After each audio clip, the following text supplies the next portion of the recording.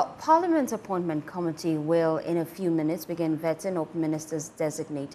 Today, we expect to see the Interior Minister-designate Alhaji Mubarak Muntaka and others share their vision for their respective regions with Ghanaians. Well, it's a good time to cross over now. Bernard Hiafo is seated, and it's time for the vetting.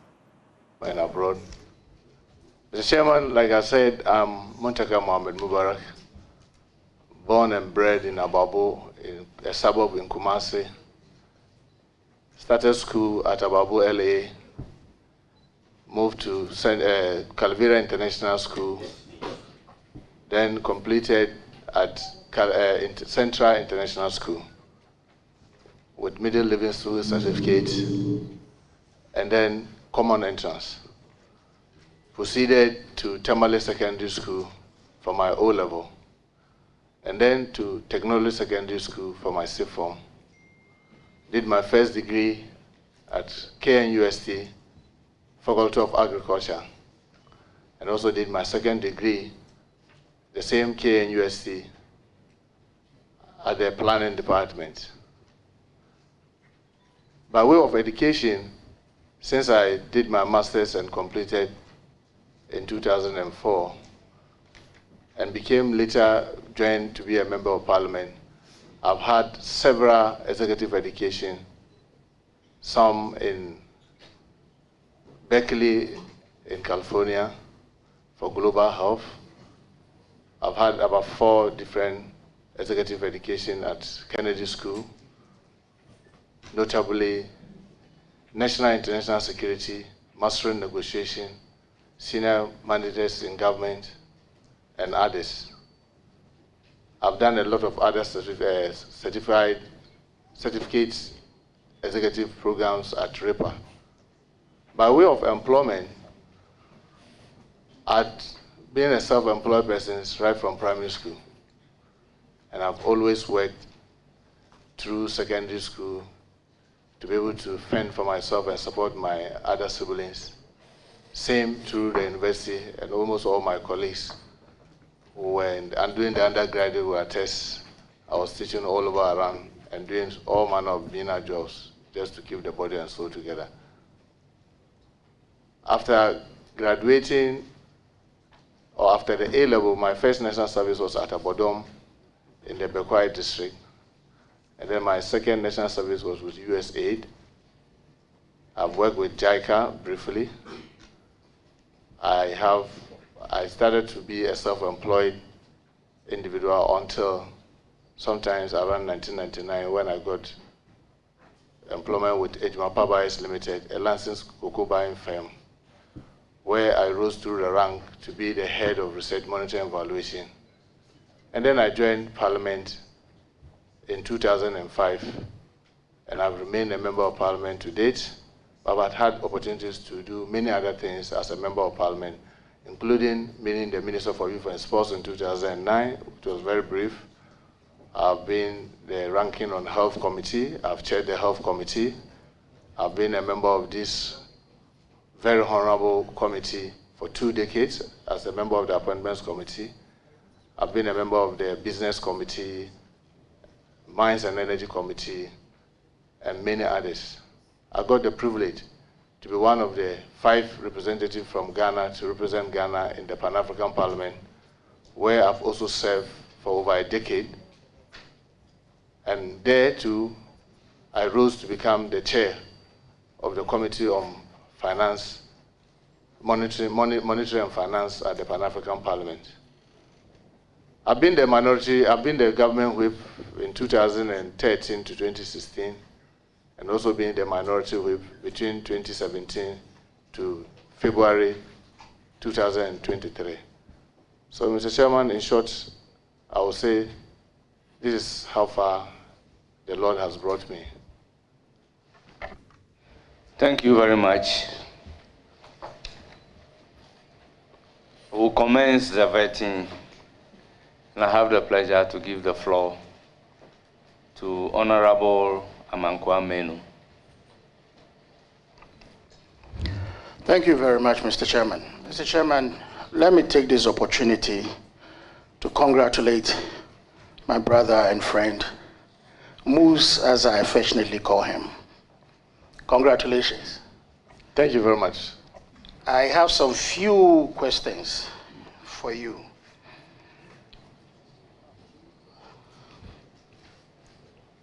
Honorable nominee, on the 14th of January 2025, there was a letter from the Office of the Chief of Staff, which letter sought to demand for certain information regarding certain persons on government payroll. You are going to be a minister with many agencies under you, with such agencies inviting or have invited applications from Ghanaian young men and women for training. Between December 7th to January 6, 2025, that is December 2024 and January 26, January 2025, we had a government in place. With you as Minister of Interior, with all the agencies under you, and looking at the applications, probably some of them already under training, are you going to discontinue or invite those who are already undergoing training, as we experience, sometime in the history of this country?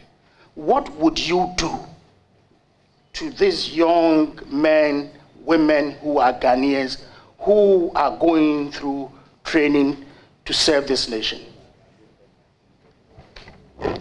Thank you, Mr. Chair. Mr. Chair, I'm not privy to the full details of what my colleague is saying, so it makes it very difficult to give very specific answers. But what I will say generally is that I believe that government is continuous, and until January 7th, there was a government. And in my view, every action and inaction of that government is legitimate, except to say that if a new government comes, nothing also debar a government from reviewing whatever actions a previous government has taken and then put the best interests of the country forward. So because I don't have the details and the fine details of what you are talking, it may be very difficult for me to give very specific answers. But what I know is that if a government takes an action which is legitimate, obviously another government too has every right to be able to review it. But I keep saying, let us always do this in the best interest of our country, because if there is in the best interest of the country, you act, you'll be acting right. Thank you, Mr. Chair. Thank you very much, Mr. Nominee. And thank you for giving me the assurance. Yeah, there's a follow-up. Yes. The assurance that government indeed is continuous. And I believe strongly that whatever review will be done in the best interest of our nation. Looking at what we have, Mr. Chairman, in terms of fairness and in recruitment, would you say that regional quotas being given on regional basis to ensure fairness and balance is a good thing? As a minister-designate for the Ministry of Interior, would you promote quota system on regional basis to ensure fairness and balance? Thank you, Mr. Chair. Mr. Chair, what I will say with this is that, I'm going to a ministry that has a lot of professionals that are experts in their field. I mean, you can't doubt the expertise of the Inspector General of Police, neither will you doubt the Director General of Ghana Prisons and the like. And I'm going to be a team member that will be working with them. Together with them, we'll have to review over the last maybe 30, 40 years, or since we started this Fourth Republican Constitution, how have we done it? Has it served the purpose? If there are lapses, we'll look at it and review them in the best interest of the country. But to sit here and assure you that, oh, we'll do it based on regional, then maybe we'll go and then people say, can we even look at tribal? Can we look at religion? Can we look at all the other balances? It may be very difficult for me to give you a specific answer, but to tell you that definitely recruitment into the security services is a serious concern for the average Ghanaian, and it requires a review of the process. How do we do it? How do we do it so that it will meet the best standard? Because remember, in ensuring all these balances, which I perfectly agree with you because myself I'm a minority, and I know that if you leave it to the whims and caprices, only the majority will have it, and they will deny the fewer minorities. But remember, in the security services, you are talking about lives and protection of all of us, because the simple mandate of the security agencies is to preserve, to prevent crime, ensure law and order, and protect the average citizen in his or her going about doing their dutiful duties. So I can assure you that with this crop of expertise that we have in the ministry, we'll sit down and look at how best to approach this recruitment process so that at least, even if we are not able to perfect it, to make it better than it is now. Thank you, Mr. Chair. Thank you very much. I recognize the minority people on a follow-up question. Okay, Chair, I'm grateful. Honorable Muntaka, congratulations.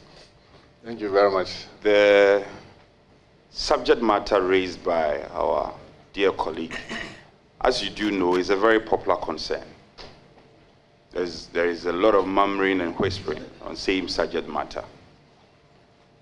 Your answers portends as a patriotic citizen, and I have no doubt. However, His Excellency the President, then candidate,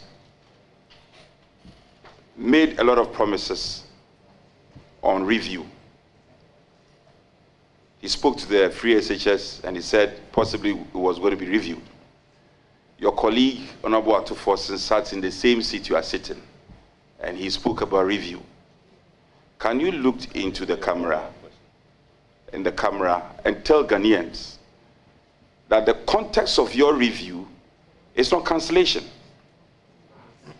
Can you assure us that your review is not cancellation?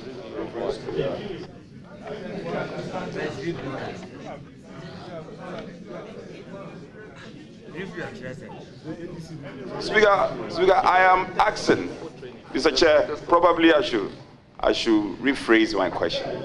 My question to you, my good friend, is can you elucidate on your review?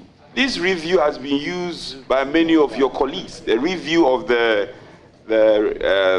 Ghanaians who have been recruited into the security services. Does your review means cancellation? Can you assure us that the review doesn't mean cancellation? That's a simple question. Why are you worrying on Abu Muntaka? He's an experienced man. He can answer the question. Allow him to answer. Thank you very much. May we proceed to answer the question. Thank you, Mr. With Chair. respect to review of those undergoing training. Yes.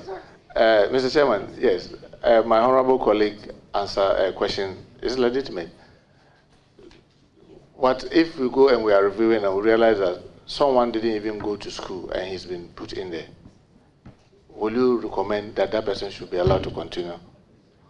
If we go and we realize that somebody is physically challenged and he's been put into training for military or for immigration or something that requires somebody who should be very active. So that's why I'm saying that to answer specific, to give you a very definite answer will not even be fair to yourself, because then I'll be doing simply, oh, let me just pass this and then go and do another thing. But I just swore an oath, and believe me, everything that I said in the oath, I meant it. And I'm not going to deceive anybody by sitting here telling you one thing that will sound sweet in your ear and go out there and do another thing. What I'm saying is that I can assure you I will be acting on behalf of His Excellency the President, His Excellency John Dramani Mahama, and he's a very fair-minded person. If you check our manifesto, specifically on paragraph 182, he said that we need to do everything humanly possible to put away excessive partisanship in the recruitment process. So all these things are things that we'll look at with the aspects that have been in the police service, whether prison service, the national service, fire service, and all the agencies. Some of them have been there for 3 decades. They've learned so much. They've seen it come and go. And then if we sit and dispassionately decide that, look, what can we do in the best interest of our country? I'm sure we'll be able to come up with something that will meet the expectation of the majority of us. Instead of maybe whitewashing or sitting here when I don't have all the details to promise you something, then only go to the ministry and realize that what I promised honorable members of parliament is not something that can be achieved, or maybe I could even do far more. So I'll be grateful that, I mean, you know me, we've worked together, we've done a lot of things together with all humility, Mr. Chair. When I say we'll do it in the best interest of this country, I meant we'll do it in the best interest of this country. Thank you. Thank you. Any further question? Honorable Amankwa. Thank you, Mr. Chairman. Honorable nominee, I believe I've just been told that I have one last question. And it borders on promotion. There have been complaints from a lot of officers, i.e. police and the rest, of officers not being promoted on time. Some believe that such delay in promotion is due to the fact that officers are not transferred also on time. People are left to stay at one unit, one place for a very long time, not creating the room for others to also go through the meal. As the Minister-designate for the Ministry of Interior, what would you do differently to ensure that officers are promoted on time? And if there is the need for an officer to be transferred, that officer is transferred so that we can have, you know, that vibrancy in the system. Thank you. Thank you, Mr. Chair. Mr. Chair, I can assure my colleague that these are some of the comments I've also heard about this same promotion, and it's worth looking into those concerns. I mean, like I said, this agency heads are experts in their own field, and we'll definitely have to look at. One of the things yesterday when I was taking briefing from some of the security heads were that, for example, when the regulation says you should stay in a place at least 4 years, people assume as if it is at most 4 years. So when the thing says at least 4 years, it means that it can go beyond 4 years. But others assume because the regulation says at least 4 years, the moment it is 4 years, you must mechanically be moved to the next level. And yesterday when I was looking at some of the agencies, their own organogram and the kind of vacancies that they have, you could see that, yes, there are some places where people need to fill. But one of the things that I also heard, which I will look into real details, is that almost everyone, especially the Ghana police, almost everyone that needed to be promoted had been promoted. I will look into it because where I sit now, I'm a designate and I don't have all the full facts, but it is a lot of concern that I've also heard, and I think it is worth looking into. One thing that I can assure you, my colleague, is that I believe that we need to codify the processes, document them. I mean, I've worked largely in the private sector. You know that annually you'll be reviewed, you'll be assessed, and the assessment will be shown to you yourself. You agree with some you have the opportunity to question some, and at the end of the day, it will be filed. So the way sometimes our security services, I don't know how we'll be able to do it, but like I said, because they are experts who can learn from other jurisdictions how they do it, the way it is mechanical, some go to sleep, others are breaking their back to help the system, and then everybody just wake up, oh, it is time for promotion, then we'll all get promoted. I don't think that itself encourages people to give in their best. So we'll look at how to do it in a way that it doesn't demotivate the men and women, but also make sure that it is based on merit and not just give away, because they say at least 4 years. Yes, because if it is on merit, someone could do 2 years and get promotion because of some specific thing, but you need to document those processes so everybody knows that we all know if I'm able to do 4 terms in parliament, this is how it can happen. If I'm able to do A, B, C, D, this is the benefit that I can get. I'm sure when we are able to put all those things on paper and it is known and people are educated very well on it, when those promotions are happening, I'm sure people will be largely satisfied. Thank you, Chair. Thank you very much. Thank you very much, Mr. Chairman. I would like to follow up on the last question. Yes, just a little advice. Yes, yes, just a follow up. A follow up. Yes, yes. Very on the promotion of the officers. Very brief. Yes, sir. I would like to avert the mind of the nominee to the police service policy. A policy to the effect that officers, I stand for correction though because I can see a lot of police officers here. Officers do not stay or remain at one post or unit for more than 5 years. I believe that the honorable nominee, when he assumes office, I believe he would. He said he's not a master, but I believe that he's a master in his own right. I believe that when he assumes office, he must have this policy to ensure that officers, if it is time for them to be transferred, they move so that others can also grow. Mr. Chairman, with this, I once again like to congratulate my friend for his nomination. I have confidence and trust that he will do that which is right for this country. He is a man, what you see is what you get. Thank you. Thank you very much. Thank you. Please, your response to. Well, Chair, what I will simply say is that, for example, because he's mentioned the police, there are 3 tiers of 3 groups within the police service. And as you may know from article 200 all the way to 205, where it talks about the Ghana Police Service, it is the president that has the sole prerogative to promote individuals from ACP upwards. That's Assistant Commissioner of Police upwards. Then you have from, I think, superintendent up to the ACP2 can be done only by the police council. Then you have from the recruits all the way to chief inspector, that one is done by the police administration. So because of these 3 tiers, some largely are not in the hands of the senior men. But like you rightly said, these are things that is worth looking into. And I can assure you, my honorable colleague, I will ensure that fairness and equity is done. Thank you very much, Chair. Thank you so much. I'll proceed to give the floor to Honorable Dominic Nitiwul.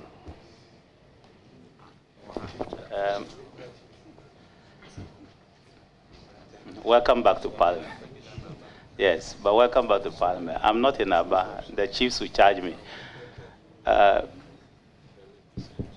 honorable friend, Honorable Muntaka, the nominee, I've known you in Parliament here over the last 16 years. I worked with you in opposition for 8 years. I also worked with you in government for 8 years. Hopefully, once God gives us life, we'll work together for another 4 years.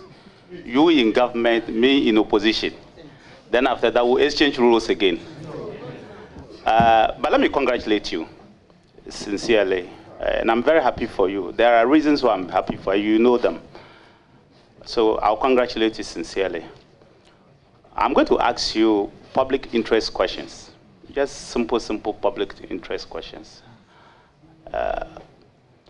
Honorable, my first question is about professionalism of the 10 agencies under your ministry, all of them. I want to find out from you and to say that whilst asking this question, particularly the Ghana Police, in ranking them over the period, I would say in West Africa, over the last 8 or even 10 years, if they are not the best, then they will be the second across West Africa. It's clear. People who come here, go to other countries, they would rank our police and others, immigration. If they are not the best, they'll be the second best. But there's still more room for improvement. We don't just want them to be the best in West Africa or Africa, but the world. So there are still concerns that citizens have that I believe I want to put to you and find out how you would address those citizens. The current Inspector General of Police and his team, the POMAC group, went and visited drivers, visited other people. In 2021, they took over to interact with them because of those same concerns. How are you going to ensure that motorists are not stopped on the way and harassed by agencies under your jurisdiction or your ministry, either on the road, in their houses, or any other place? Also, the few ones who will stop people and pick something from them, money in particular, how do you intend to ensure that we eradicate that thing forever? It should not be part of it. That's the professionalism I'm talking about. Added to that, it's still part of professionalism, so it's one question. Added to that, how do you intend to ensure that agencies that work under your ministry, when it comes to land issues, only act lawfully, but not because somebody has the might or somebody has the stature in society? These two things, they are all around professionalism, and they are public interest things. People suffer a lot in this country because of these two things. Motorists, people get beaten on the roadside. I have serious examples that maybe later I will discuss with you. But I want you to tell the public how you will address these issues so that by the time you leave office, these issues are not there any longer. Thank you. Thank you very much, Mr. Chair. I mean, my honorable colleague has been a defense minister for 8 years, so he really knows what he's talking about. Yes, I agree with you. You and I have been in Pan-African Parliament, so we travel across the continent. And sometimes when you get to some other countries and you look at their police, you then begin to appreciate what you have, despite the challenges that continue to confront us. I agree with you. Fortunately, in the handing over the transition document, it shows that we've started using body cameras at the police. 800 is in their hand, and about 30,800 is being procured. And according to the fact that I saw, it says that the procurement process is complete. One of the things that I would do through the police council, remember, I'll just be a member of the police council, where truly with these experts will put and fashion how to safeguard all of us. We'll ensure that if you are a police officer that you have to step out, then you have to have your body camera on, so that it takes away all the ambiguity and the troubles. Because when you put the body camera on, everywhere you are being recorded, not only you and your environs. So that if you are on the road extorting money, it will show. If you are brutalizing others, it will show. Whatever other thing that you are doing, the body camera will record and it will show what you are doing. So I believe that the hierarchy of almost all the agencies are also concerned when they hear some of these complaints, and they've been making frantic efforts to make sure that it goes down to the barest minimum. And we must also admit, in the what you call some time now, you don't see much of this harassment on the road, but you still see packets of it. We must do everything to make sure that they remain professional. And the only way to take this ambiguity, in my view, Honorable Minister, Honorable Chair, is to have the body camera on and then insist and make sure that everybody adheres to it. Secondly, with regards to the land issue, all of us have been victims. I've had an incident of where you legitimately acquire a land, and then you are called that, some guys have come on, and then you call the police. The police that you call are on their way to the place. You get there, and another person have called the police, also called police. And both are coming from the same station. And I was wondering, how did this happen? That I will call from one station, police move. The same station, another person calls, they move, and they came and met there, two vehicles, and they were all from the same station. I said, okay, then let us all go to the station. And yet, me, who have legitimately acquired mine, I'm holding my document. The other person who called the others, he is not there, but he was able to call the police to come. And then you go to the police, now they realize it is you. Who is the other person who called you? Oh, no, that one, you see, I cannot divulge that to you. I said, what is that? And then, so what you are saying is a legitimate thing. And you've seen people lose their legitimate land. And I mean, with this land, I believe that, Mr. Chair, I know when the Minister for Lands, the nominee for lands comes here, we may have to fast track the proper documentation of all the lands in the country because they are digitalized. I can tell you, and I'm sure Chair is aware of this, where someone, in trying to beat the system, went and backdated the document and said that he bought the very land that I said I bought in 1995, but he paid the monies in Ghana cedis.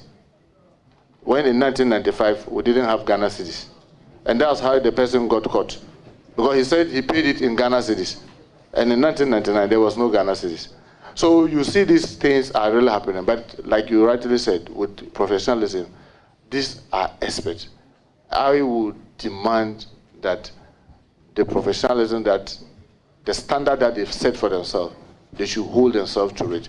And I can assure you, honorable colleague, that I know it's not going to be easy because that will require a change of attitude, change of behavior, a mindset. But we'll dare and make effort to get them to be professional. And I'm sure once they are professional, most of these things, even if they don't fizzle away, you will have very minimum of it. Thank you very much, Chair. Thank you. Any further questions? Yes, just one little question on the professionalism. Will you consider setting up, I know the police already have it, immigration, all your agencies have it, but will you consider setting up a complaints unit under your ministry itself and uplift you to the status of a director, where citizens can go and complain direct without being intimidated, or they have that feeling that they will be intimidated? If there's not one, will you consider doing that? Mr. Chairman, I mean, this is a very legitimate thing. I have had that serious concern. You know, currently what the police, what they do is that when something happens, then the police themselves will say they have the police professional, what do you call it, they have the PIPs, where they will be investigating the issue. I believe that we need to have an independent body that composed with other persons, not necessarily police alone, investigating these complaints. The Standard Bureau, the Independent Police Standard Bureau, that we've seen in other jurisdictions, we need to be able to do that. And together with the hierarchy of the police administration, we'll take steps to do that. And Mr. Chair, my colleague was right. I remember when the 7 young men in my constituency were shot and killed. And then I remember the then Minister of Interior came to Parliament and said, Honorable Muntaka, we are going to investigate. I say, I've had many of that have been investigated by the police and I never heard anything. I insisted, and then that push for an independent committee to be set, which was chaired by a High Court judge. And the results was different, because it came out that they were not armed robbers, they were just killed. And we had to even pay compensation. So there are examples of when we insist that the police alone should not investigate, actions have been taken. I must also admit, there have been instances where the police themselves also investigated alone and have been able to find culprits and punish them. But I believe that if we are able to have an independent police standard bureau, or it's like we've seen in other jurisdictions, it will put the trust of the ordinary citizen more to be able to call and make the complaint than just to leave it with the police. And not only the police, it's the same with the prisons, the same with the National Fire Service, the same with immigration and other agencies that are under the Ministry of Interior. So I can assure my colleague that we'll do that. But whether to do it in the ministry is something that I will look at its possibility maybe a director to ensure that those agencies have, because remember, these are professional bodies that are well trained and they are experts. All we need to do as a team is to ensure that they are acting right and they are doing what is right. Once we get them to do that, maybe I can designate a director who will be supervising to ensure that all of them set this thing. But I doubt whether it will be useful to have it at the ministry, where if something happens in the prison, you call the ministry. If something happens at the fire service, you call the ministry. At NADMO, you call the ministry. At all the other, call the ministry. I think it may be too difficult, unwieldy. But we can get these institutions to do that and make sure that those committees or bureaus that they may set will be working and working effectively. Thank you very much, Chair. Thank you. Any further questions? No. So the second question so the second question is also a public interest question. Ghana has been consistently ranked by many organizations to be the second most peaceful country in West Africa over the last 5 years. It tells you that agencies under your watch and others who work with them are doing a very, very good job. The public will want to know from you, or I want to know from you, what steps, specific steps, are you going to take that will ensure that Ghana does not regress backwards to those olden days when people are free to sleep in their houses, people are scared because maybe armed robbers are coming to attack them, or highway robbery will be on the increase? And secondly, how will you ensure that the country, Ghana, is still the destination for many, many people because it's peaceful? Because that's what we sell. We don't have the population like other countries, but we sell ourselves because we are very peaceful people. And our country has been peaceful. People go out and cry in the night, they are okay. I want to find out how you, because your ministry, you have agencies that have the direct responsibility for law enforcement. If they work, we are okay. If they don't work, we are in trouble. So I want to know the specific steps you are going to take with your agencies to ensure that they get it, including steps to ensure that morale within your services are high. Including steps to ensure that morale within the services are high. Because if morale is high, they'll give you the best. So link the two. Thank you very much. Thank you very much, Mr. Chair. I will start with the second one, which is easier to talk about. I mean, I'm happy that we all know that morale, once their morale is high, I mean, they'll give you the best. And obviously, having known the finance minister, and we worked for all these years, I will do everything humanly possible to let him appreciate this, that he will be able to rope in more money. If the agencies under the ministry that I'm going to be a team are working very effectively and the country is so peaceful, people are willing to come in and invest, he will be able to rope in more money. So he must ensure that we're able to support them with their emolument allowances and what have you. But I know morale is not only about money. It's also about fairness and just. If you have a system where everybody believes that I'll be treated right, even when I go wrong, when I'm going to be punished, it will be measured. It will be based on the level of my mistake or my crime. It will raise the morale of people. So I'll be looking at that, and I'll put a lot of premium in trying to get the team that I'll be working with to ensure that the morale is high. But when it comes to the specific things, Honorable colleague, you are the defense minister, I keep saying this, and you know we have the national security, strategic plan. And in that plan, ours is to have, ours, when I say ours, I'm talking about where, by the grace of God, if this committee approves of me, with my team, ours is to ensure our internal safety.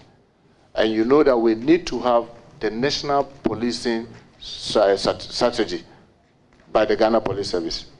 We need to be able to have the land borders strategy for the Ghana Immigration Service. We need to have the narcotic control framework for the Narcotic Control Board. We need to have the small arms and live weapons strategy for managing small arms and guns. We need to be able to have a national strategy for the prisons, the National Fire Service, fire preventive strategy.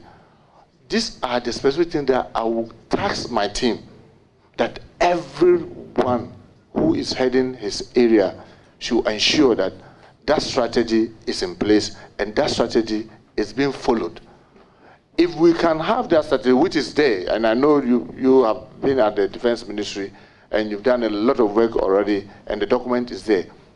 I, as a member of the team, will just be coordinating to ensure that all the team members are doing their work right, and we'll have a timetable that shows at every point in time where we should be with our strategy and what they are doing specifically within that strategy, and periodically review and monitor progress. Once we're able to do this, Chairman, I can assure you we'll remain safe. People will be willing to come and invest in our country. There will be better opportunities to be able to meet the vision and aspiration of His Excellency John Dramani Mahama as the sense media to represent him. So this will be the specific things that we'll do to make sure that every one of them, NADMO, will have, that's the National Disaster Management Organization, their strategy on prevention. How do we, when disaster happens, when emergencies come, what do we do? All those things will make sure that it's in place and be monitoring to make sure that they are following through. Once we do this, Mr. Chair, I'm sure we'll be safer and our country will remain safe. Thank you. Mr. Chairman, so I'll Thank ask you. My last question. Very well. The security, the reason why I asked about this is also because of the happenings of late where young men can invade places and stop people. That's why I asked this question as well. So put that at the back of your mind. Mr. Nominee, the last question I want to find out from you has to do with recruitment. There are many people out there who think, wrongly do, that, oh, you don't need certificate to enter any of the security service. You can just go, just work for a political party, and you go, you can be recruited. I'll recruit our boys, do this. I want to ask you a specific question. Will you recruit unqualified people into the Ghana Police Service, into the Ghana Immigration Service, into the Fire Service, and other security services? Unqualified persons, no, no, no. Thank you very much. Thank you. Honourable members, I will give the floor to Honourable Mahama Shaibu. You have the floor. Mr. Chairman, I'm most grateful. Leader, Honourable Nominee, congratulations. Thank you very much. A very well-deserved appointment. One of the critical agencies under your ministry in the criminal justice delivery is the prison service. They have a huge responsibility of safekeeping, reforming, and transforming prisoners. In recent times, we've had very negative news about these three key responsibilities.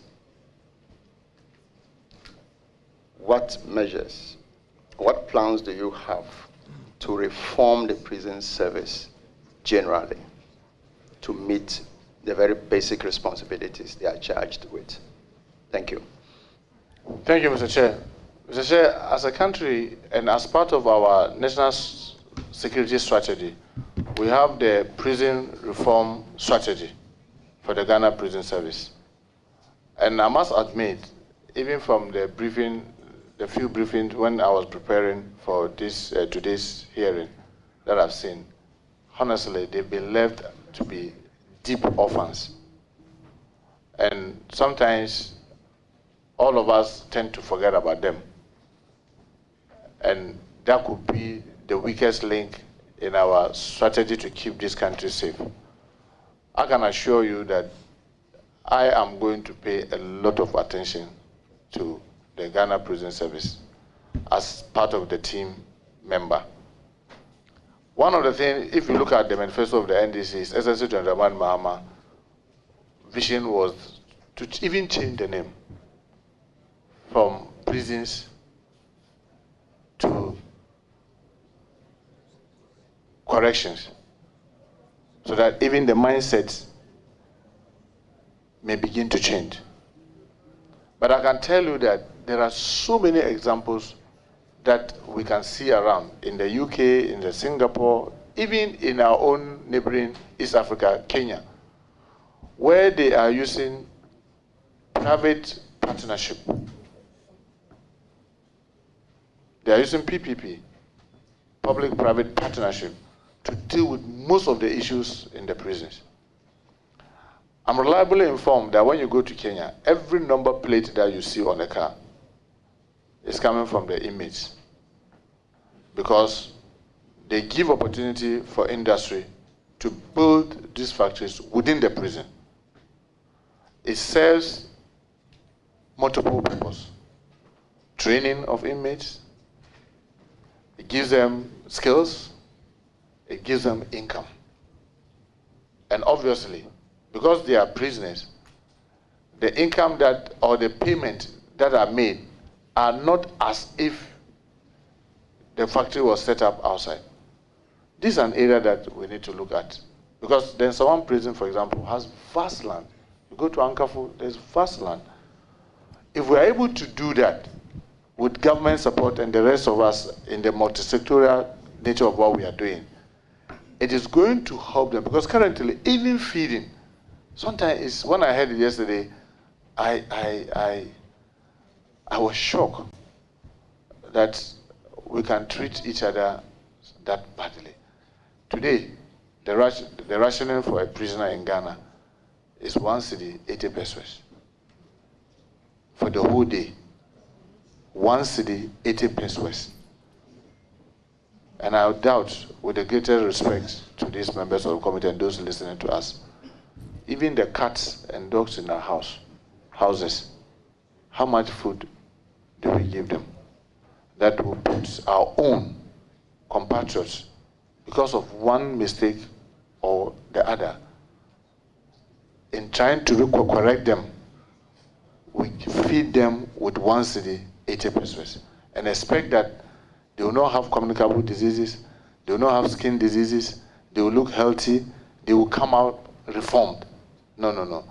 We are rather putting them in an area where we are expecting them to come out more criminal than they went in. And that is why I was giving, Mr. Chairman, this committee the assurance that I will pay attention. And let me also take the opportunity, Mr. Chairman, to thank the Pentecost Church for the wonderful thing that they've done in supporting the Ghana Prison Service. They are helping them to build almost 4 or 5 prison camps to enable them embark on agriculture, what do you call it, farming and other activities. Had it not been the prison agriculture project, I doubt even if we will not have the huge crisis in our hand, because the prisoners will wake up and there will be no food. And I can imagine how many prison officers we have that can prevent them from crashing the gate. So I think it's a very serious thing, and I assure my colleague I'll pay attention to. The other thing is that you remember His Excellency John Dramani Mahama, the last time he had the opportunity between 2013 and 16 or 17, this remand prison project that he embarked on in Sawam, to separate remand prisoners from the main prisoners. Unfortunately, that project is still not completed. It is something that I will pay attention to get, so that through that we can separate, not only in Sawam but in other prisons, separate remand prisoners from the other prisoners, so that it makes it easier. If every day you wake up and you see them as remand, they are under remand. They are not normal prisoners. You cannot forget about them, because then you know that you have a number of people in the remand prison. The other thing that I think we can do to really help the Ghana Prison Service is that, like, we have the High Court in Sawam, where the court is so close to the prison. It takes away the burdensome of trying to move them from one point to another. Already we are not allocating so much money to them. The little they have to sometimes beg the Ghana police for vehicle to collect inmates to court. And because of those challenges, remand prisoners get locked up and got forgotten. So that court, the High Court, just by the Nsawam prison, is so helpful. We'll see how, together with my colleague from the Attorney General, how we can work together with the Chief Justice to see how we can replicate this in some of the other prisons, like Ankafo and the others that have larger inmates. And the last one is about the Justice for All. You know, the Justice for All project was one that was so helpful, where judges move into the prisons and deal with especially remand cases and get it expedited. I think that is another thing that together, it takes away the doubt where Muntaka will just come and run in between, probably because Muntaka has money, or he's coming from a bigger family, or he's coming from, for lack of a better word, a more vigorous family. So he and I will work very closely to assist the National House of Chiefs fast track this codification. And I'm sure when they're able to do that, it will go a long way to help us. And let me take this opportunity to thank Dasantehene for the role that he's also playing. And we'll try to work very closely with him. Having been, Dasantehene, that has helped in the Dogbon, he's been helping in so many other places. It is our hope he will continue to provide his wise counsel and make his services available in assisting the government to be able to fast track, to get peace in all these areas across our country. Thank you very much, Mr. Chair. Thank you very much. I will give the floor to Honorable Ntim Fojo.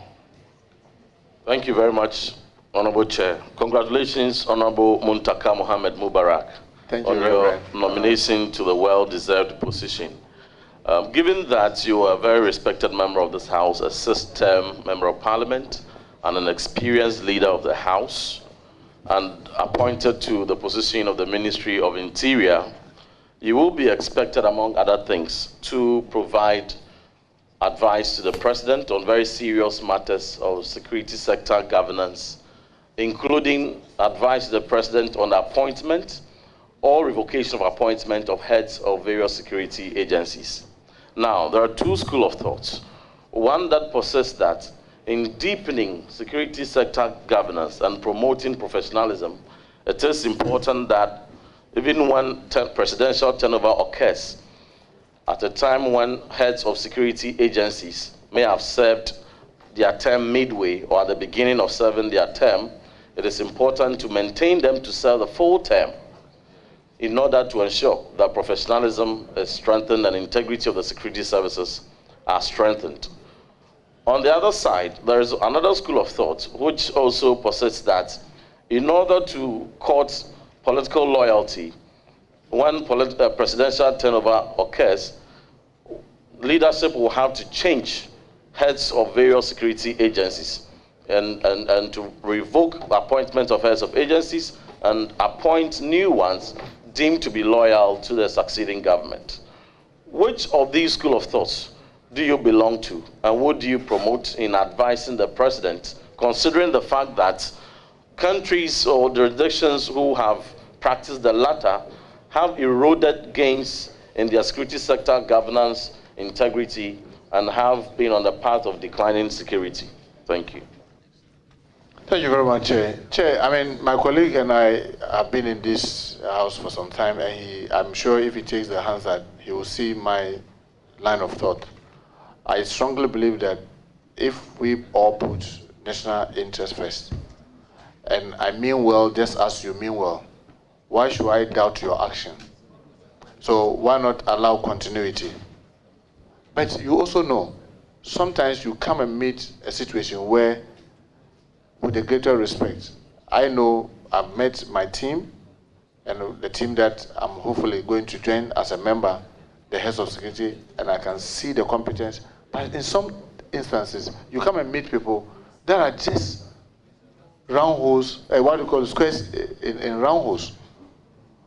Allowing that affect the national interest. Because they were not put based on national interest. They were put based on political interest. If you allow that to continue, then you are also not being fair to the national interest. So it will be very difficult to choose one side of your coin, because the exigencies and the time and the circumstances will determine which one you go for. Because frankly speaking, if all of us were very professional in the way everything gets done, why should you even be bothered about who you are coming to meet as your secretary in the office, or who you are coming to meet as the driver of the minister? If the person is so professional, you just sit and contract because you are sure that the person has your back. But if the circumstances under which the person himself was given that position is questionable, and the actions and inactions of that person over the period, there are so many gaps, allowing that to continue will be injurious to the national interest. So it has to be dealt with case by case. But you cannot have this kind of one size fits all. If you have that one size fits all, I don't think it will be in the national interest. But just take each case and look at the merit and demerit of staying or leaving, and then act appropriately, and making sure that when you are also going to do that, be mindful that you are also doing that in the best national interest. Thank you, Chair. Thank you very much. Yeah. Yes. Thank you, Honorable Chair. Just a short follow-up. Considering the experience, the extensive experience of the nominee being a leader of this House for a very long time, and his extensive interaction with the heads of the various security agencies incumbent, and during his interactions at briefing so far, out of the 10 heads of the various agencies that you'll be heading, do you find any incumbent to be possessing traits of being around a square peg put in a round hole? Well, that would be, Chairman, that would be extremely difficult to tell, because frankly speaking, from a distance, the way you may see an individual may be completely different from when you get closer, and then when you get all the facts. So it is when I get in, then you now have to get all the facts. When you are privy to all the facts, that's when you can be able to answer whether this person is best. Because also remember, the government has its vision and aspiration. And sometimes, if, for example, I am the type that will not be able to help His Excellency to achieve his vision and objective for this country, when the Ghanaians have trusted him, why should I stay? Because my attitude, my belief, my professionalism is contrary to the kind of vision and aspiration that he has. And he is the one who is being elected. Why should I be the one to say, not because I'm not good, but the match is just not there. So it is better to give way for somebody who can come and help him to achieve his objective. So once the facts are bare, I'm sure His Excellency John Dramani Mahama will not, he has stated it in our manifesto, and I want to believe that he means what he stated in our manifesto. He will mean well. He wants to leave legacy. Mine is to assist him in achieving this legacy. So we will not be acting based on favoritism, based on hearsay, based on what we want, but I want to believe that the advice, if it becomes necessary, that I will give His Excellency will be based on the best national interest, and I want to believe that he will also act in the best national interest. Thank you, Chair. Thank you, Honorable Chair. My last question. Very much. Very well. Ghana's democracy is one that is very enviable. We've gone through 5 turnovers very successfully. Even one other thing that once you pass 2 turnover tests, your democracy has consolidated. However, one factor that is still inimical to the sterling democratic credentials we have is the rather unfortunate phenomenon, perennial across various transitions, of post-election violence.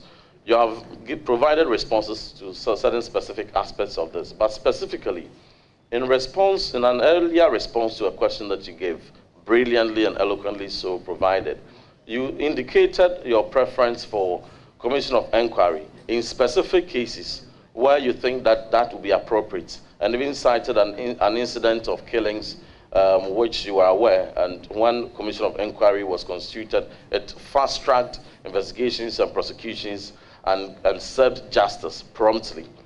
Considering the magnitude of the post-election violence that we have seen this year, would you support those calling for Commission of Inquiry into specific acts, the attack on the Anglo-Ashanti or Boase mine, for instance, and certain specific killings that took place in some constituencies to augment on the already investigations and prosecutions you had identified. Thank you. I wish you the very best. I have every confidence in your ability to support the president to succeed, and I know you yourself will succeed.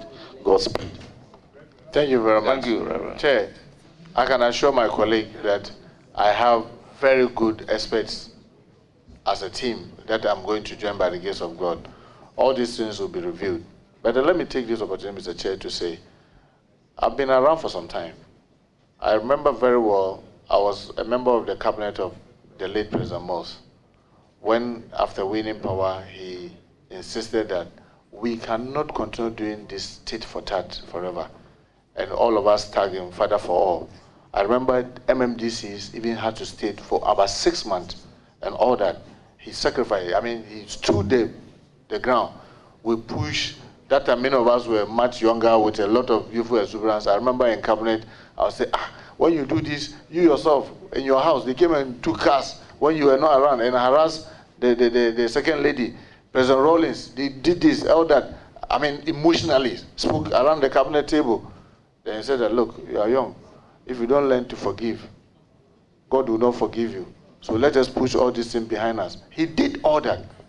Unfortunately for us, when power changed in 2017, we went back to the 2001 behavior. And it nullified the sacrifice President Mills made. I must admit, ask the police, the security experts, the post-election violence, all that we have seen. I condemn them. His Excellency General Muhammad condemned it. You remember he even called the then president to act. But believe me, they were nowhere near some of the things that happened in 2017. That is the way we need to be truthful to ourselves. That look, what is good for you is equally good for me. We should all be acting knowing that you mean well, I also mean well. It's just that this time you have been chosen over me and I'll be patient. The next time I may be chosen over you. But when we make it look as if that once I have been chosen, I have to show you where power lies.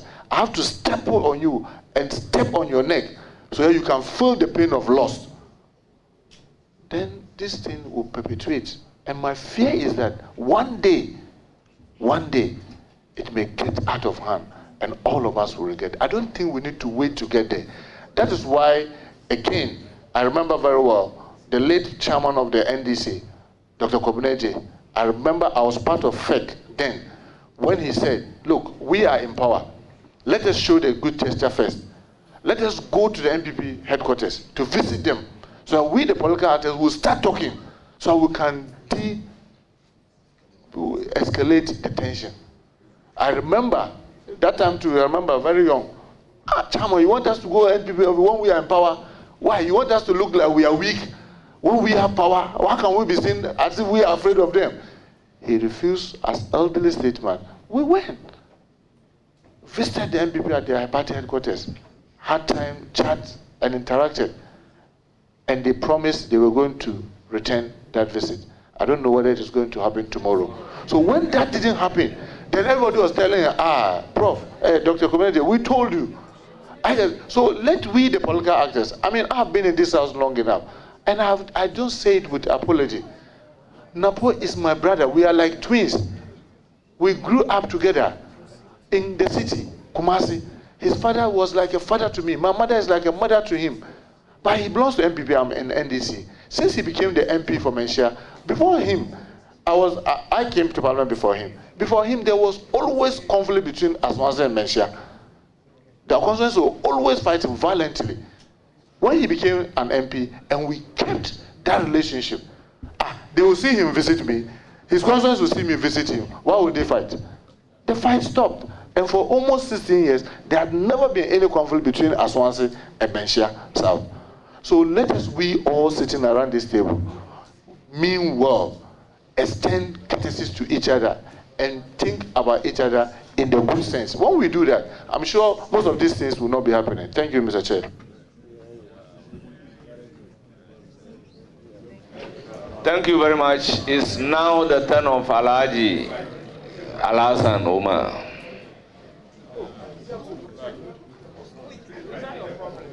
Thank you. Thank you for the reminder. Thank you, Chairman. Assalamu alaikum. Leader Juma Mubarak. Ordinarily, I wouldn't have asked a question because when I entered this parliament 8 years ago, you were my mentor. I asked questions, I learned a lot from you, and I'm still proud of you. And I know you're going to do an excellent job. I know who you are. I know your principles. I want to ask you a question which disturbs almost every minority in this country. And it is an issue concerning police brutality. Recently, the recent issue is even happened in the Ashanti region, Ejura. A suspect under police custody died without any explanation and causes, and several. Leader, I want you to tell us how you will address the issue of police brutality and ensure accountability. Thank you. Thank you, Mr. Chair. Earlier, I believe, if you could remember, someone asked a question. I was talking about the body cameras. I also believe that the time has come for us to put CCTVs in all our police stations and cells. I have my phone, and I have more than 15 different CCTVs on almost all my property. And I can sit here and view and review. When something happens, I can go back and check. They are not that expensive. But what they do to help us in dealing with all this will be tremendous. I'm going to join a team, and I believe that the team, they are experts in their own right, will go to look at the possibility of emulating other good examples by making sure that in all our police stations, we have CCTV in the child office, in the cells, in all its environs. I know I've visited some police stations, especially at the divisional level and regional, and I see that they have CCTVs around. We need to be able to get this in every police station as much as possible. Because, I mean, there are places where mine is solar. They are just solar.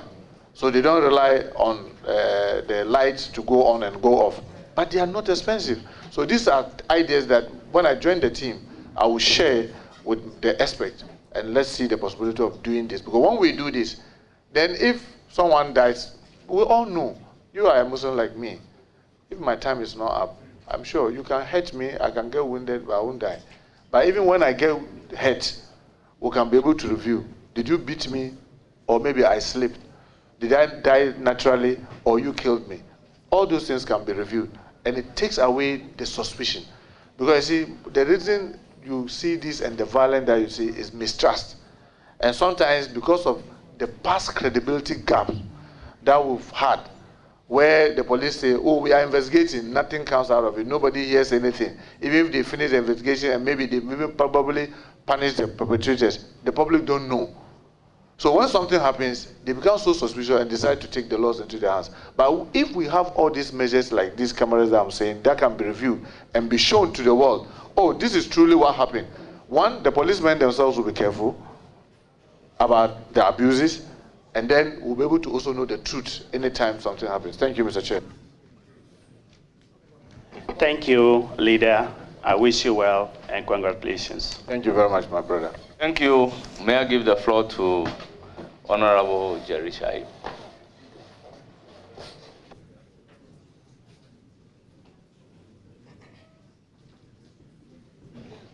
Thank you very much, Honorable Chair. Honorable Chair, I'm more interested in the welfare issues of the security agencies. Because, I mean, the guns would normally say that onyochun, onyoye, to wit, who much is expected of, much is given. They do a lot of work. especially when they want to remain professional. The issues including insurance for security agencies or personnel. The issues including salaries. And where they even sleep, their attire, allowances, delayed payments in these allowances, even petty loans for them to even acquire basic cars, 1.2, 1.3 engine vehicles for them to do some movement around. Honorable, from all your answers, you've indicated that you are the man of the people. How do you intend to bridge this gap, the gap of poverty within even the security agencies? Thank you. Thank you very much. I mean, you're speaking to the Pope when it comes to this. I mean, when I first became member of parliament in Aswansi, there was only one police station at the airport police station. I think Commander One is here. He was then, he became regional commander later, and together with him we built some more. And the shocking thing was that the barracks that they had in Aswansi, that's the airport police station, they were using pan latrine. Pan latrine. That was around 2015 thereabout. And I said, how can you dehumanize the police this way? They are using pan latrine where they ease themselves. So I built a 20-seater WC for them through the initiative of Common for Other Things. But I know currently, especially the Ghana Police Service, they've been able to create a welfare fund that other citizens are helping and contributing, to the extent that I'm told, even though I'm yet to get there to get the full facts, in the last 3-4 years, no police officer, no matter your ailment, the police themselves are able to deal with it without necessarily falling on GOG. It is something that I will encourage the other team, because I'm joining the team. So can we look at how we can emulate this with the other team? Can we get, yes, government to do more, but can we get also private individuals to support? Can people who God has endowed be able to support our security people so that they can support us? I mean, I always read widely. And I remember Carnegie, one of the richest guys in America, who says, I spent half of my life looking for money, and I spent the other half giving it out to charity. In this part of our world, we are not very good as charitable giving. Like I mentioned, what Pentecost did in assisting the prison service. Let us all learn. Yes, we'll push GOG, government, to do this, but because of the enormous nature of the challenges, if I can get all the teams that I'm joining, the prison service, the narcotics, the small arms, gaming commission, all of them, to be able to have this kind of endowment, where maybe annually we launch a program and citizens, non-governmental organizations, non-profit organizations can willingly donate because of supporting us security services.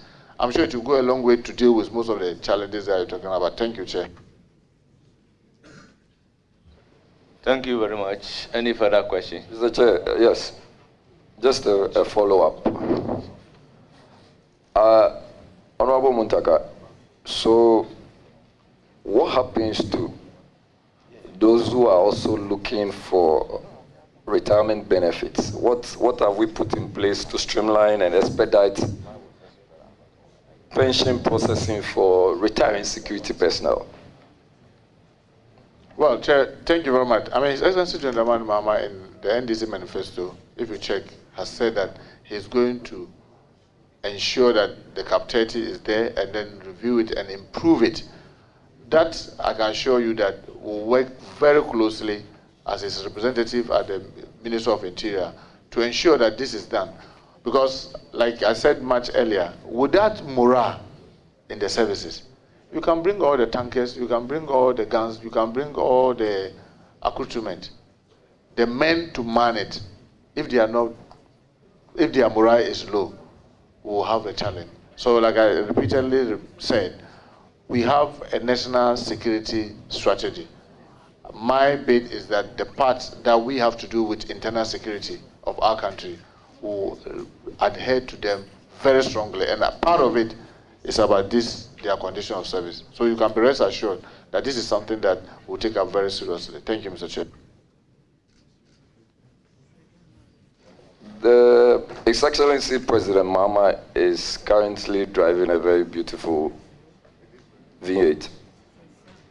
The procurement of that V8, whether or not it meets security standards, and whether or not, as Minister of Interior,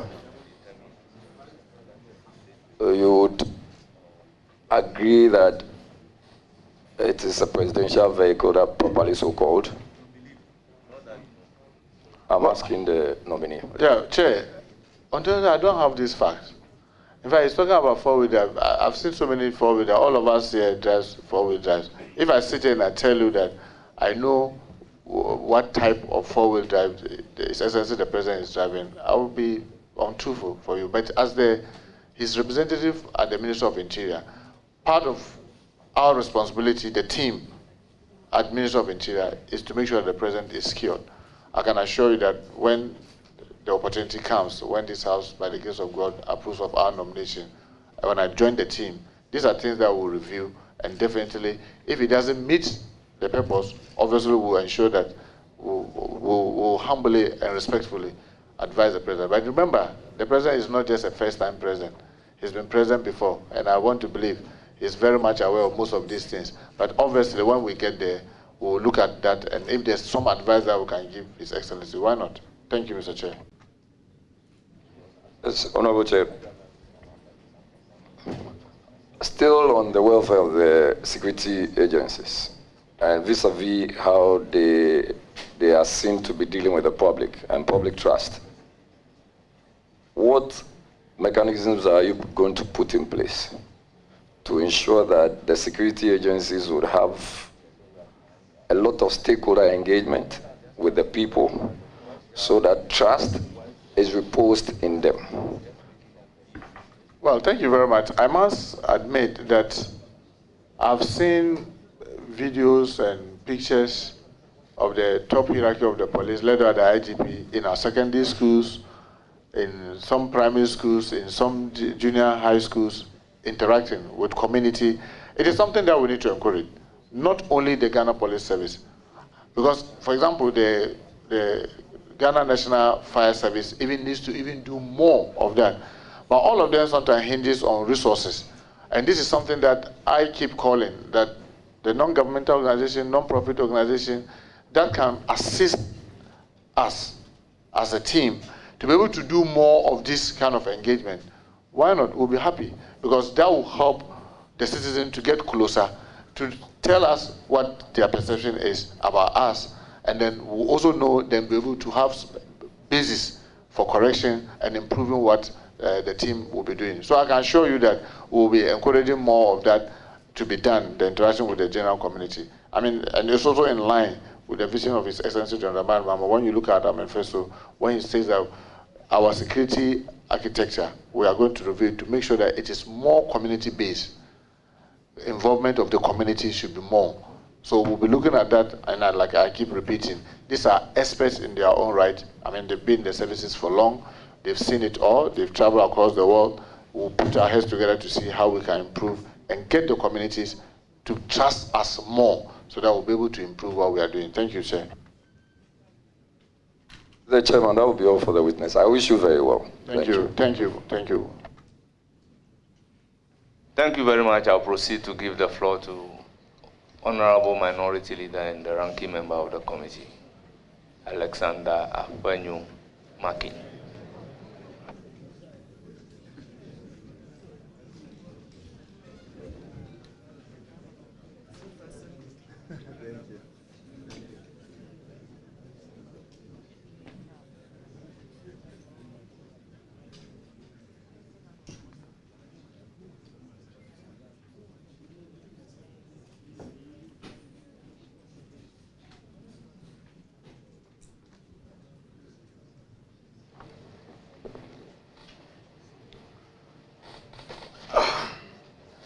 Good afternoon, Senior. Good afternoon, Minority Leader. How old are you now?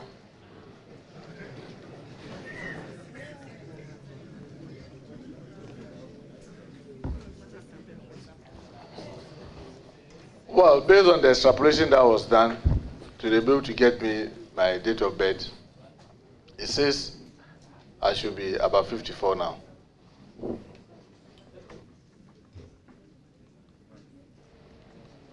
So, based on your date of birth on page 1 of your CV, which states you were born October 17, 1971, you are 54 now. I should be heading towards 54. Very well. So you are 53 now? Yes, Minority Leader. Senior, in 2009, how old were you? 2009 February, how old were you?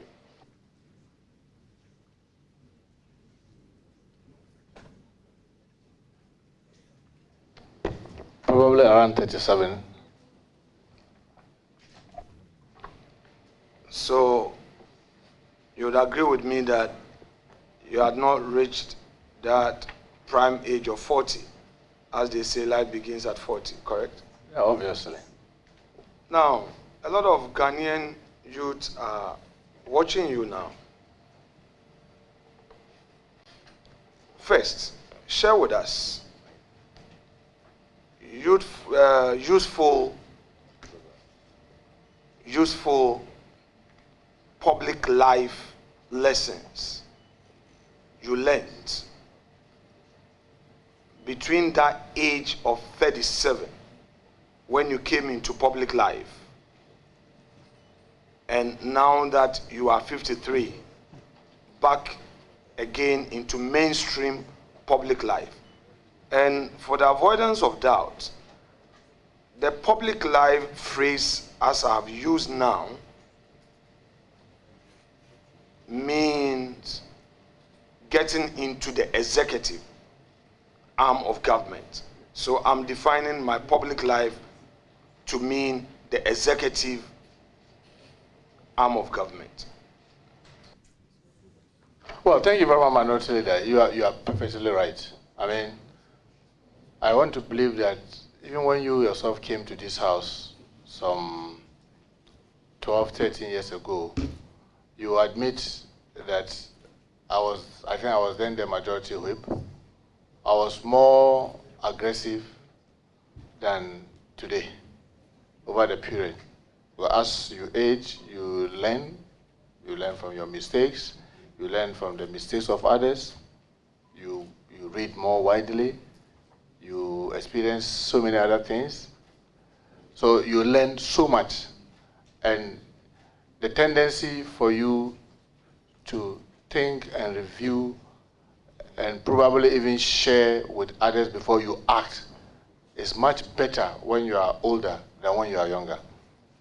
Also, let me also say that in 2009, I had just finished my first term, I started my second term, and frankly speaking, I had never worked with even any government sector. I mean, I was the type, when I completed school, never wanted to work for anybody. I wanted to work for myself. So the closest I did was to work in the private sector. And you know, in the private sector, the attitude, the way of doing things are completely different from the public sector, where in the public sector, age is matter, seniority matter, all those things matter, and what have you and what have you.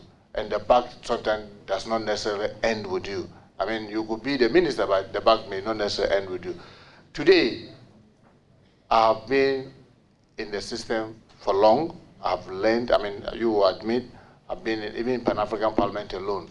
I've been there for over a decade, traveled across the world, at the continent. You see so much that makes you act differently from when you were much younger, that you didn't have the kind of experience that you have when you are in your 50s. So definitely there's a huge difference between my good self. I can tell myself that sometimes my children wonder and say, why are you tolerating this from this conference? I said, don't worry, the person is young. When he grows, he will understand. So, yes, I've learned so much. You were 37 when you entered into the executive arm of government.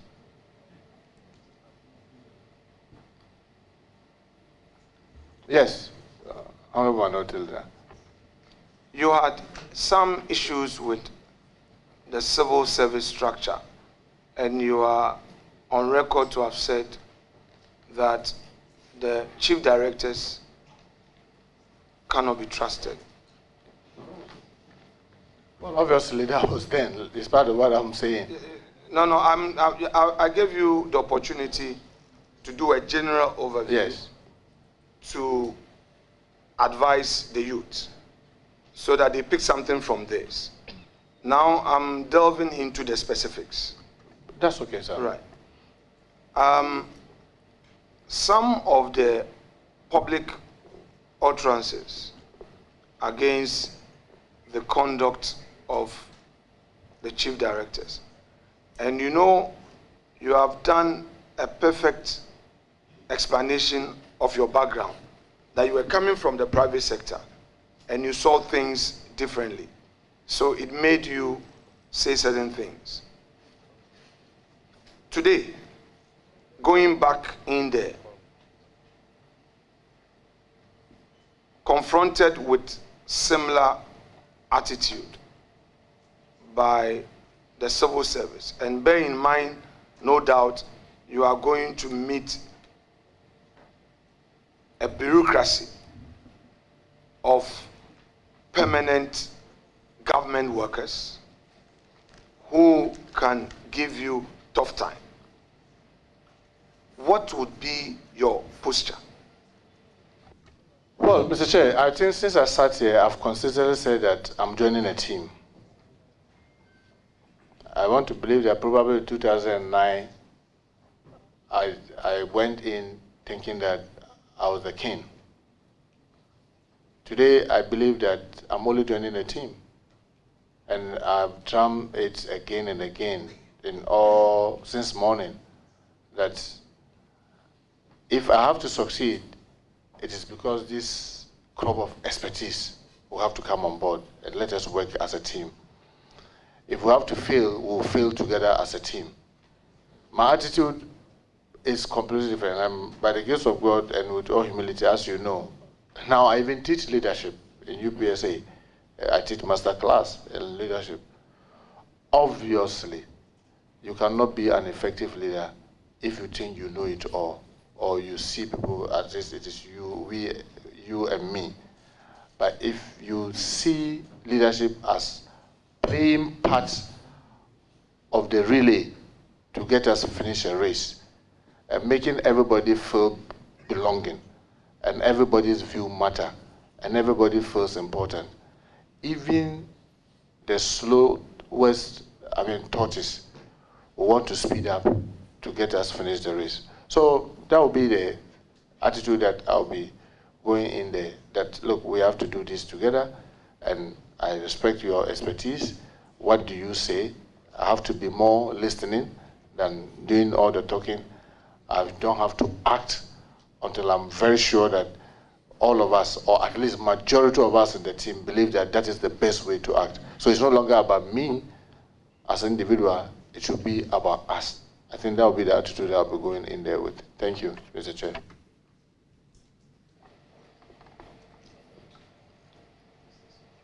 Honorable Leader, you have used a word king, and you juxtapose it against your yesterday. Muntaka at 37 thought that leadership meant he being a king. Muntaka at 53 believes that leadership to him is being part of a team. In a recent interview, with a Joy FM journalist. You had cause to critique the leadership of the Speaker of the 8th Parliament of Ghana. Do you still hold firm those views as contained in those criticisms of the 8th Parliament Speaker? Thank you, Mr. Chair. Let me clarify this. I did not criticize the Speaker. I criticized his style. And I believe that for a style, people have their varying views. I respect him. He's mentored me. We agree more on so many other things, but we have areas where we disagree. Thank you, Mr. Chair.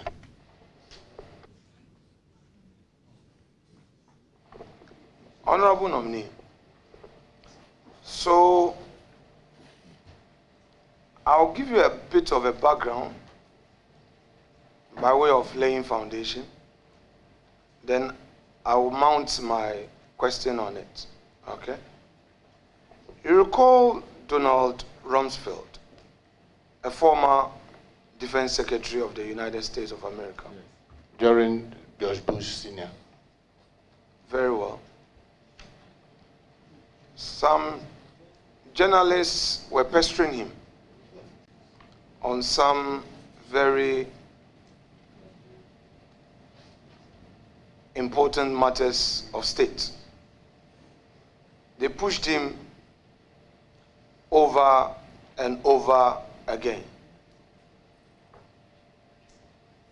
I'll try to paraphrase what he said. That there are known unknowns, and there are known unknowns, and there are unknown knowns.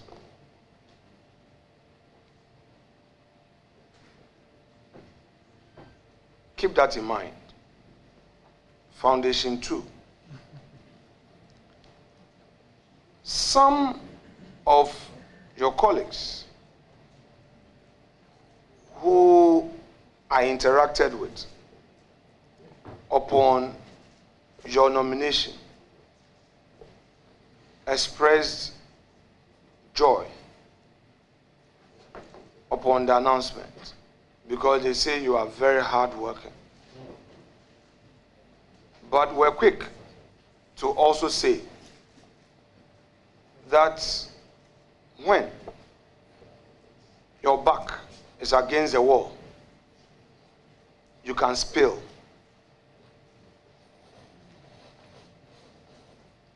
Let me ask you, are you ready to enter your casket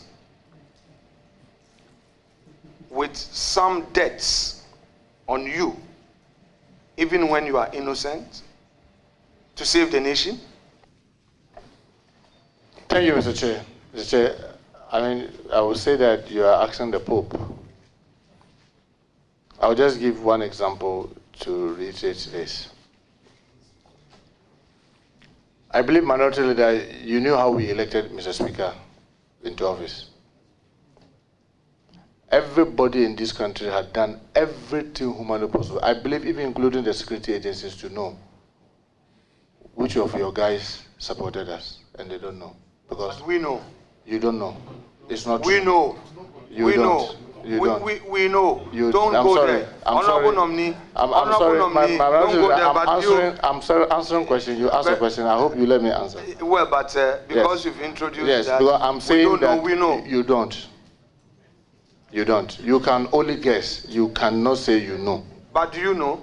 I work with people, and I vow and told them that not even my wife will know this. I will die with it, and I meant it, and I will die with it. I'm telling you that I'm going to this ministry that is security zone. an area where you talk less, you act more. I can assure you that even, I'm sure, Honorable Minority Leader, you and I, in the last few years that will be in this house, not even few, you are inadvertently spilling. No, I'm not spilling. I'm saying that over the period... You are inadvertently spilling. No, Mr. Minority Leader, I'm saying that over the period that you and I have been in this house, you can attest to the fact that there have been so many things between us that no third person has ever known. And I can assure you that no third person will ever know. Because you can trust me that when I say I am doing this with my honor, I meant I'm doing it on my honor. But obviously, like you rightly said, when you push someone to the wall, I mean, it is said in the account, when you chase a coward to the wall, you see his braveness. Yes, all of us have our values, we have our principle. It gets to a point where if your core values are going to be compromised, you rather prefer to walk away.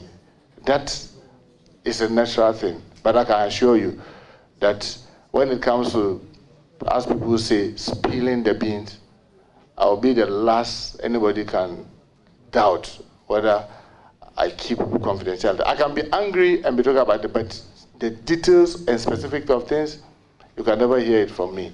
Yes, I'm human, I'm not an angel. I can have my weakness and strength. Thank you, Mr. Chair.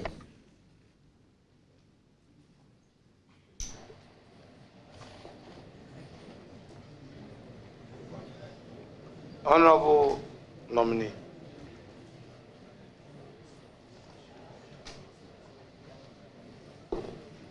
Let's go back to your seat.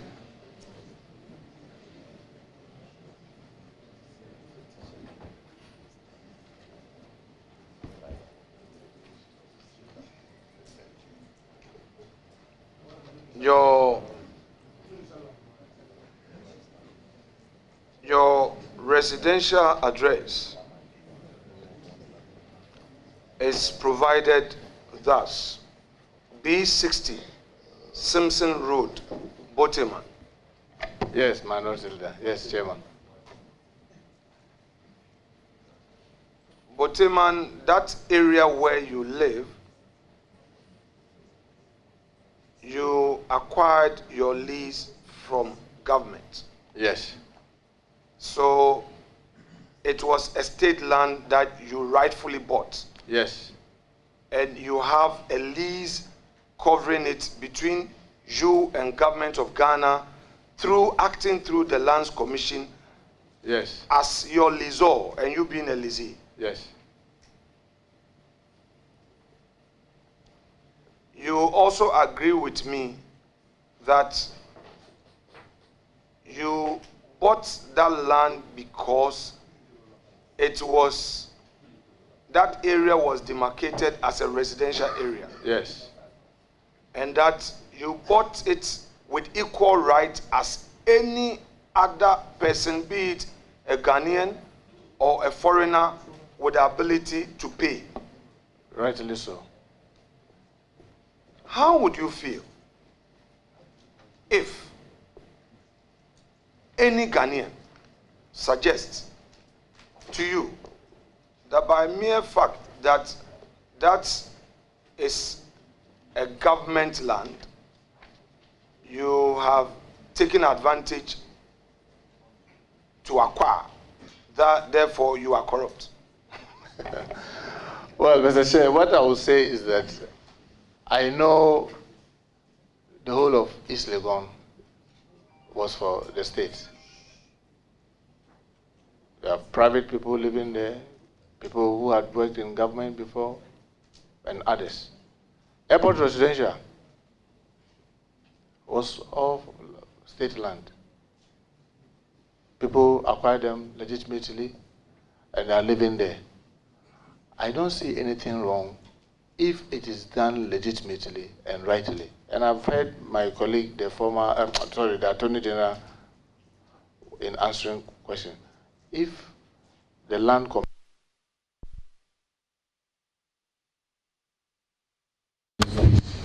based on this procedure that is legitimate and you are fine. How can anybody say because of that you are corrupt? But obviously, as you may know, Chair, people have their own perceptions about things. I remember in 2013, when, in 2009-10, when the late Obutubilante bought the residence that he was in. And then people said morally it was wrong because if you were a minister and you were given a home, how do you end up buying it? And it went up to the Supreme Court. The Supreme Court said that it was legitimately done. So far as I'm concerned, if you buy something legitimately and others are saying that, oh, because of this, let them challenge it in a lawful manner and let it be tested. Thank you, Mr. Chair. Honorable nominee.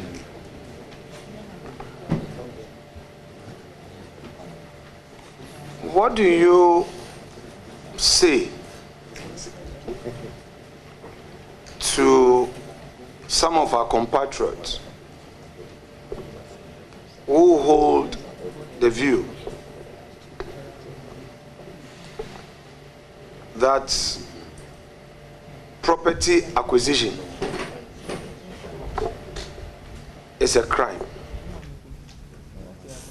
Well, everybody has his view about things. I mean, with a greater respect, you may like to take alcohol. I don't.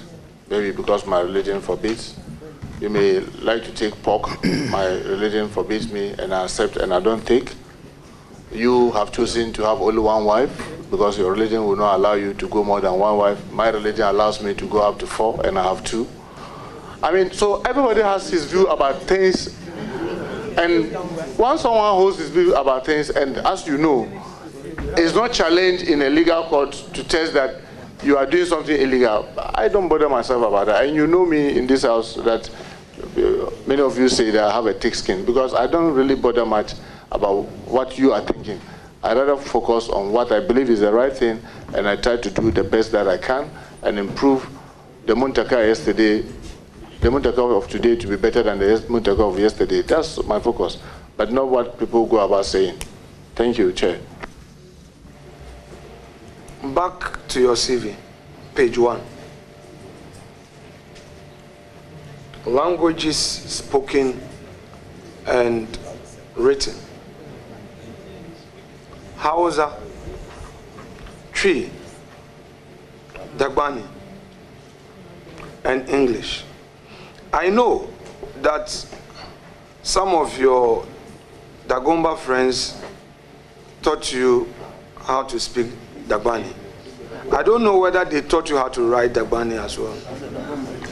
Oh, I know. No, Chair is right. I mean, we've had a lot of conversation, so he knows a lot more about me. Yes, I can say, Mr. Chair, permit me to amend this to cancel the unwritten. Because obviously, even the Hausa, I cannot write very well in Hausa. The only one that I can write very well is English. Even Twi, I can't write well. So it's an error or it's a mistake. So if permit me, I will amend it by just saying that language is spoken. Thank you. Please, permission granted. Honorable nominee,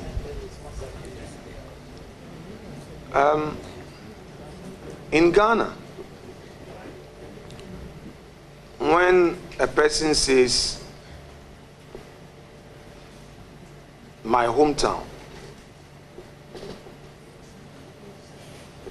in the ordinary meaning of it, what would a person be referring to? To what would lead a person to say Winneba is his or her hometown?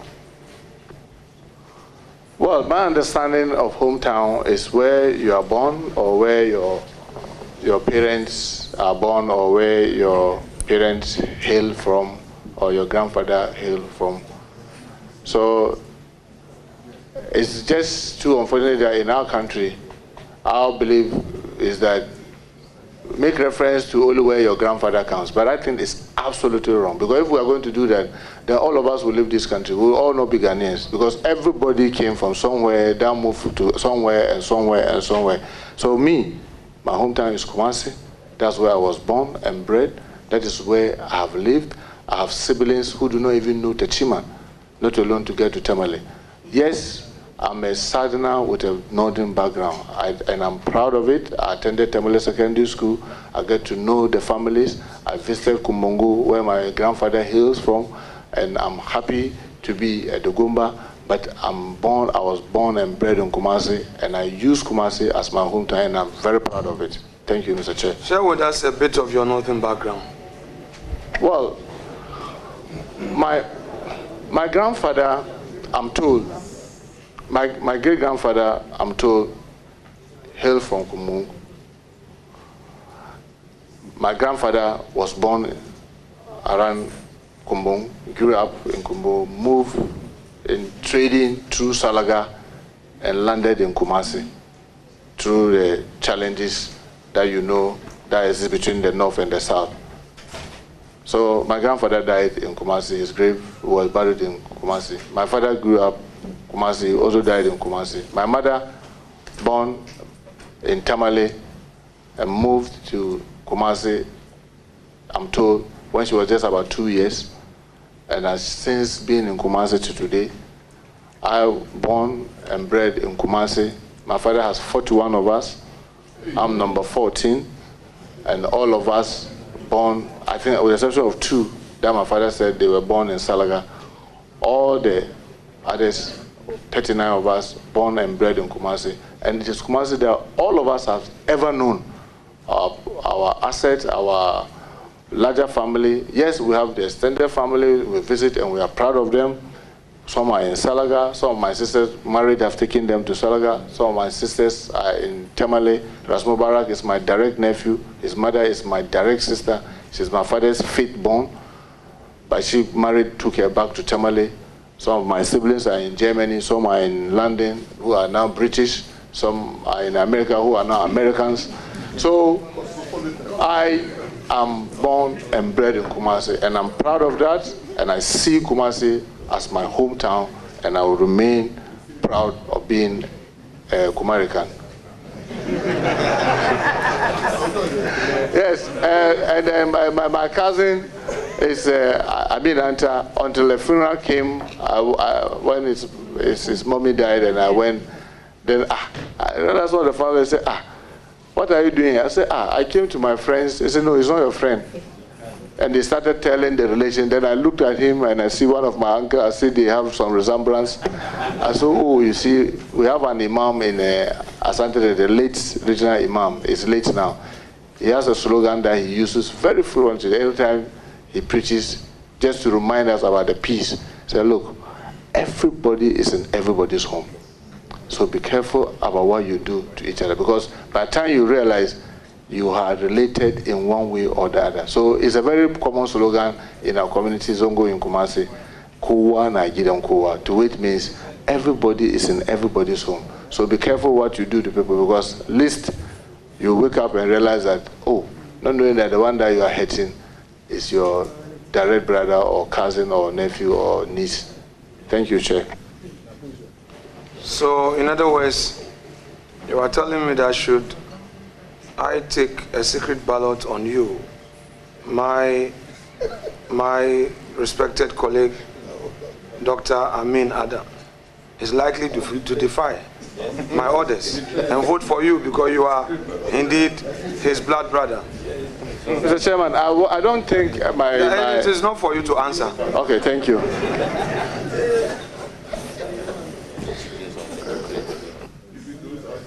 Honourable members, Honourable Amin Adam is not even a member of this committee, so he doesn't even have a vote to cast.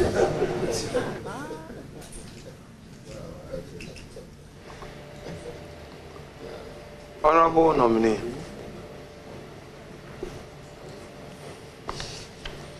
you have indicated to us truthfully and in all sincerity that you've acquired a government land, you acquired it rightfully, and to the extent that you acquired it rightfully and you have your lease, there's nothing wrong with it.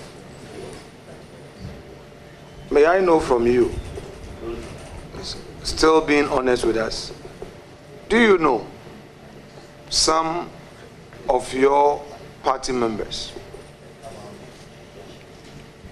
in leadership of your party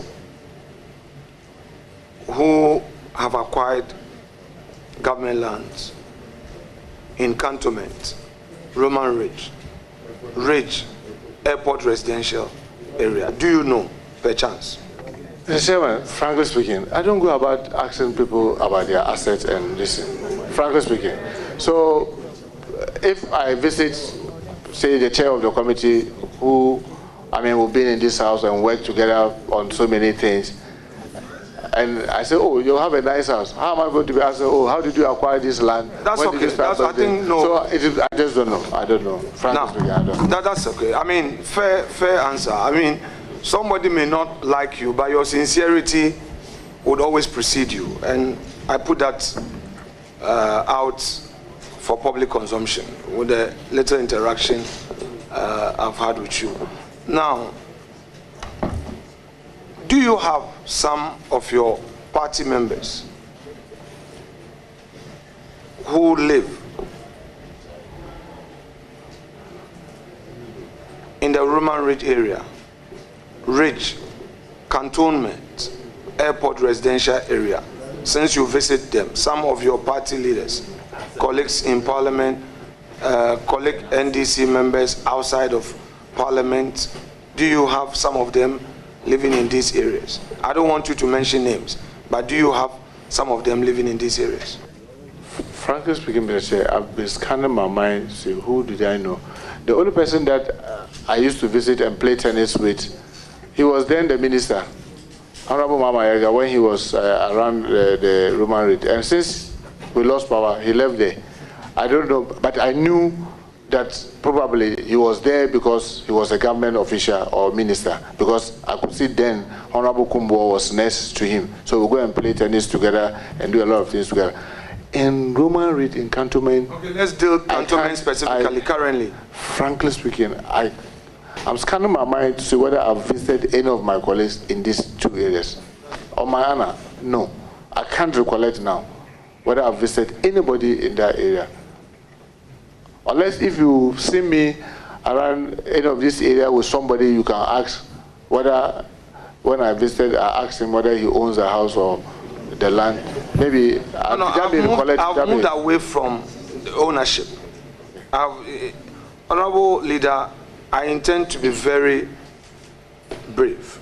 Thank you. But your question, we are ordinarily entitled to follow-ups. So if you are brief, I will be brief. Okay. I think that's a good, what do you call it, sign you've given me. I will try to be very And as you may be aware, your vetting today comes under a special dispensation. I have no doubt about that, and I'm grateful. For the very security reasons, and it's in the public interest that we take you today for the sake of our country. And as my respected colleague Kennedy Japan and Napo normally say, this is about systems and policies, not NDC MPP. So we are doing this for the country and nothing MPP NDC. I'm just limiting it to and we are grateful. Critical issues. Sincerely grateful. How close are you with Honorable Harun Idrisu? I would say very close. Do you visit him in his house? Sometimes? Yes. Around Bank Hospital. Yes. That's Cantonment? Yes, I've visited him before, sorry. Yes. That's what I said. I was scanning my mind to see. So yes. You know he lives at Cantonment? Yes, I know. Very well. That's okay. Now let's deal with the time you left the majority front bench. You recall that Mr. Speaker said this to you. I want to quote Mr. Speaker on the floor. He told you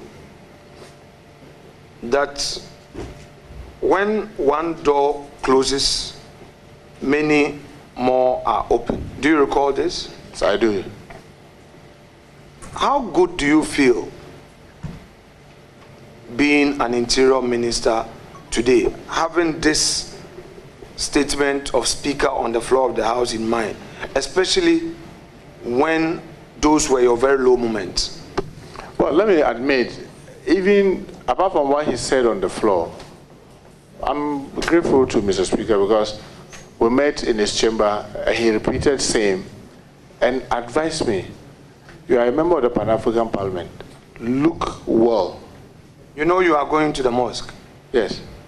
So when he said that in Pan-African Parliament, not long before I became the chair of the Committee on Monetary and Finance, and that has opened so many other opportunities to the extent that if you admit, most of the time I'm not seen on the floor because I was so busy with that. So yes, once that door closed, so many others opened, and I'm grateful for that. Including this one? Yes. Including this one? Yes. Okay. Were you expecting this? Yes, no. Well, I am the one I'm type who live by the day and put my trust in my maker. So I don't wake up expecting things. I just say the will of Allah be. So no. In 2020, you made your 6-year-old daughter vote, correct? Yes. Do you regret doing that openly? No. I mean, my belief, Mr. Chair, was that this was, I mean, I'm very fan of Khadija. She insisted she wanted to be here today. I said no, she should go to school. Very fan of her. I mean, you have so many children, but sometimes you'll be very fan of one. She said, Daddy, can I see how voting is done? So I said, oh, don't worry, when we get there, I will. So I pulled her by my side to vote. Yes, I must admit, the votes are supposed to be secret. So in other words, you didn't consider the legality or otherwise of your action. That's the thing. You did it out of love and passion for daughter. Knowing that her seeing it and even using her hand to do it doesn't really mean anything to her apart from just having the feel that, oh, and I know what they do.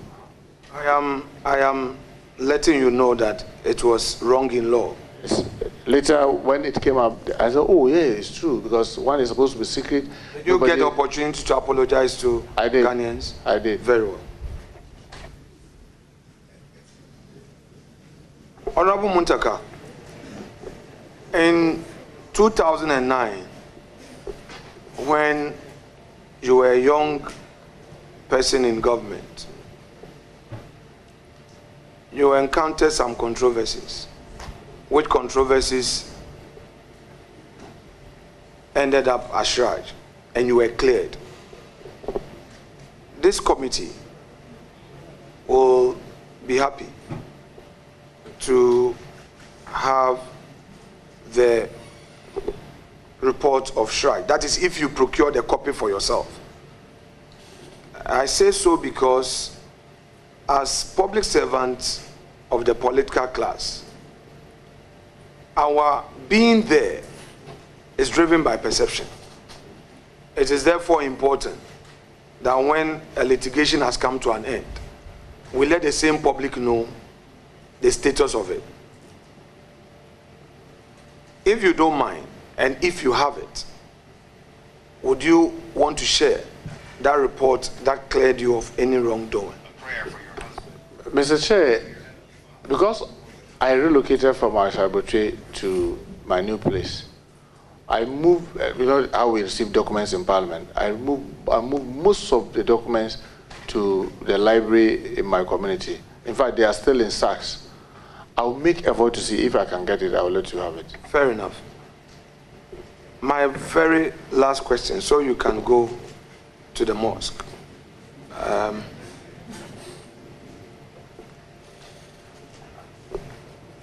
You've assured the country today that you are a moderate politician, correct?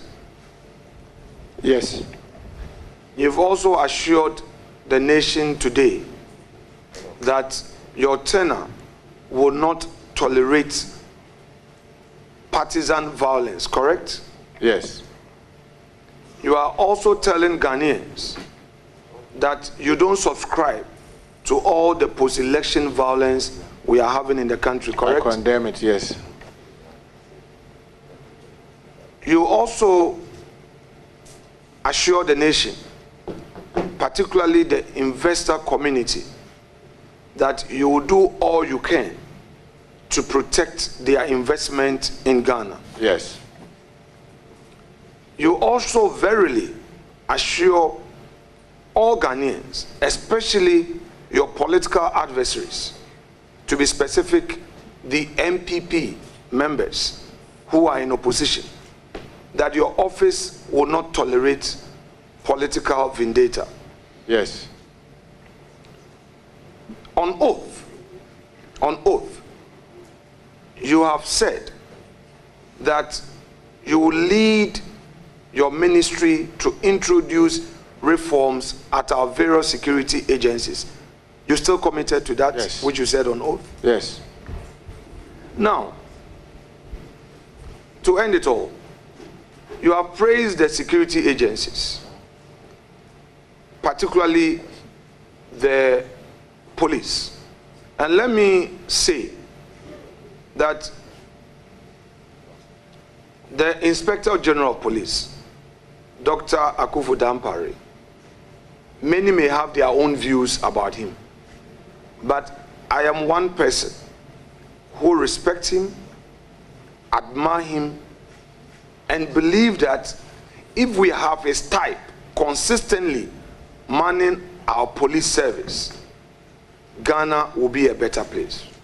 There may be some disagreement about his style, but I personally believe that what he has done for the nation in terms of security is one that we must all celebrate. What would be your own advice to anybody who would suggest that because he was an appointee of Nana Addo Dankwa Akufo-Addo and he's not 60 yet, an energetic, competent IGP should be removed by virtue of changing power? What would be your advice? Well, I can assure you that when, by the grace of God, this House approves of my nomination and I join the team, definitely there will be assessment of all the team members. You know, His Excellency President Mahama has a vision and objective for which Ghanaians have voted for him. All that will be reviewed in line. And those that, in the views of His Excellency President Mahama, will be helpful in assisting him to achieve their objective, you can be rest, especially in the national interest, I will support it. But I will not be able to deal with specific individuals to give assurance that, oh, for this person, he will go. For this person, he will stay. In fact, me, myself, I do not have that power. Even as Minister for Interior, I do not have that power. I can only make a recommendation about one individual or the other to His Excellency the President. And that decision is that of the President, which all of us are serving at his mercy. So I will not be able to give any definite answer, but I can assure you, I believe, since I was nominated, interacting with them, I can see that they are breaking their back to keep us safe. They need to be encouraged. We need to support the system so that the system will continue to improve and be able to protect all of us. That's assurance you can get from me. But as to who will go, who will stay, I do not have that power. The best or the worst I can do is to recommend to His Excellency, and that is it for him. Thank you. Honorable nominee, indulge me. I've sought the leave of my respected chairman to do this one more exercise, and bear with me. You know how this our enterprise is. I take you back to 2016. In 2016, November, December, thereabout, President Mohammed's government granted some approvals for what they call clearance. We hear clearance for some public institutions to recruit. I will zone in on the security services, particularly police, immigration, fire, and prisons. This recruitment began around November and into December, after even the elections. These young men and women entered the training schools even whilst we were celebrating. And in March of 2017, Nana Addo Dankwa Akufo-Addo went to Fosu, the immigration training school there, and officiated the passing out ceremony of those recruitments that took place in December. I want to ask you, there is general apprehension in town. There were Ghanaians who were recruited and are training. If you go to police training school at Tesano, there are Ghanaians, male, female, training. If you go to Fosu, if you go to Tafo, immigration, there are Ghanaian youth training, fire, training schools, all over. They are training. In fact, since I became a member of parliament in 2013, I have benefited from ministers of interior coming to support MPs that bring your constituent to allow balance. When I was in opposition, when you were in opposition, they gave you some. All MPs, they pass it through our leaders. So, on authority, I know that those Ghanaian youths who are training are not MPP so-called, but they are Ghanaians who, they are MPs. I'll go there, please. Honorable, can I finish my question respectfully? No, can I finish my question respectfully? The chairman controls this meeting. Order. All right? I speak facts. Please, order. Honourable member, proceed. Very well. Ask your question. Be tolerant. You are a friend of this committee. I'm not going to mention names, but if you want me to mention names, I can, because we are dealing with national issues here. Please. From 2017 all the way to 2024, when elections were being held, NDC MPs got protocols for recruitment. MPP MPs got protocols for recruitment.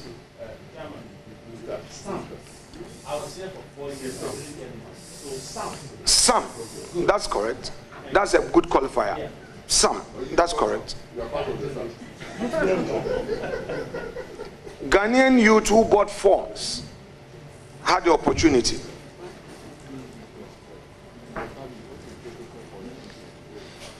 Would you ensure that Ghanaians who are currently in training will conduct their training peacefully, and upon completing their training, you as minister or anybody authorized by you will officiate their passing out ceremony?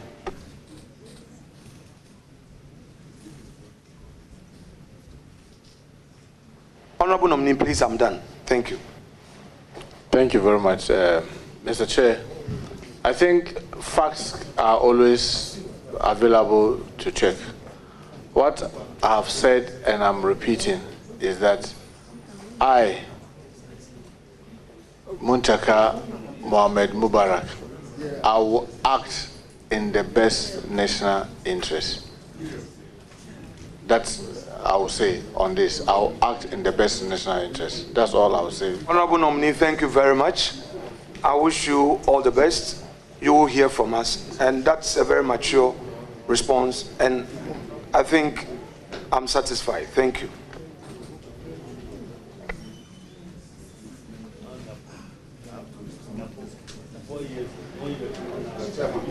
Thank you. Thank you very much, honorable members. May I humbly, may I humbly, Honorable Roxanne Dafamako. Honorable Roxanne Dafamako, you don't have the floor. You do not have the floor. I do not intend to engage in this with you. Honorable Roxanne Dafamako, I least expected you to do this. You do not have the floor. Wait for me to give you the floor.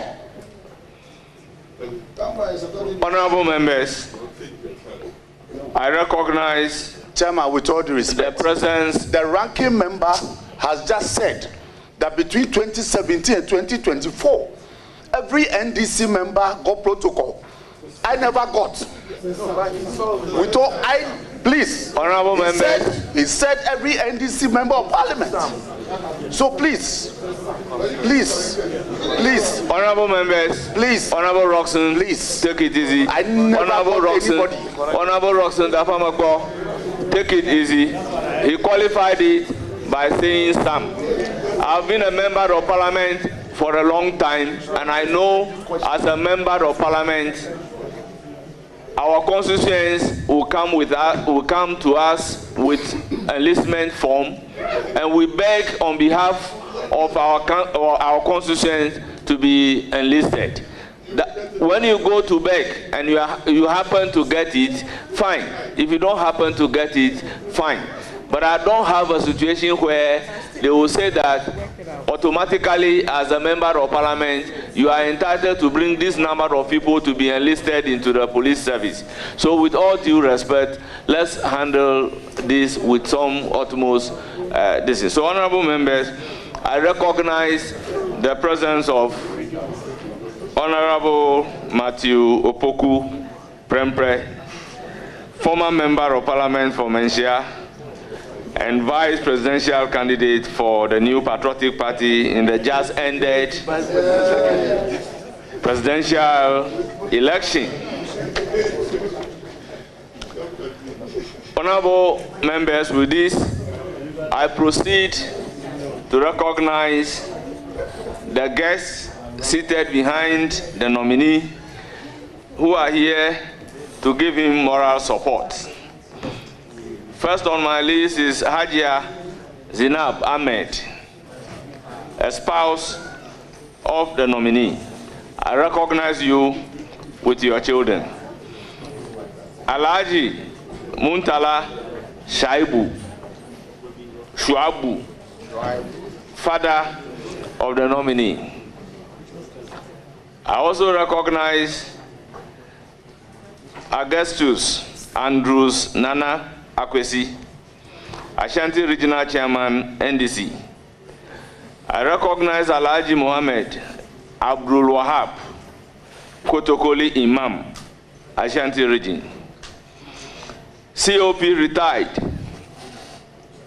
Kofi Buachi, Director of Operation at the Presidency. Chief Alhaji Ahmed Ibrahim, Wangara Chief, Ashanti Region. Sheikh Abdul Razak Abdullah, Deputy Regional Imam of Alusuna, Ashanti. Alusuna. Very well. I also recognize Nana Kofinti, representative of Asokore Mampong, Hini. I recognize Chairman Mustafa Ayariga, Vice Chairman Asawasi Constituency. Chief Alhaji Abdul Salam Akate, Kuro Balugambani, Sapara II. Alhaji Yaya Umar Mohammed Mahmoud, Imam of Bolga. Alhaji Husseini Abu Dagomba Chief, Ashanti. Nana Ya Jentua, Office of the Presidency. And Lawyer Chum Barima, Secretary to the Transitional Team on Interior. You are all welcome. Honorable members, I have the pleasure to congratulate the nominee and to say that you've been here on time. Questions were posed to you, very composed, intelligent manner.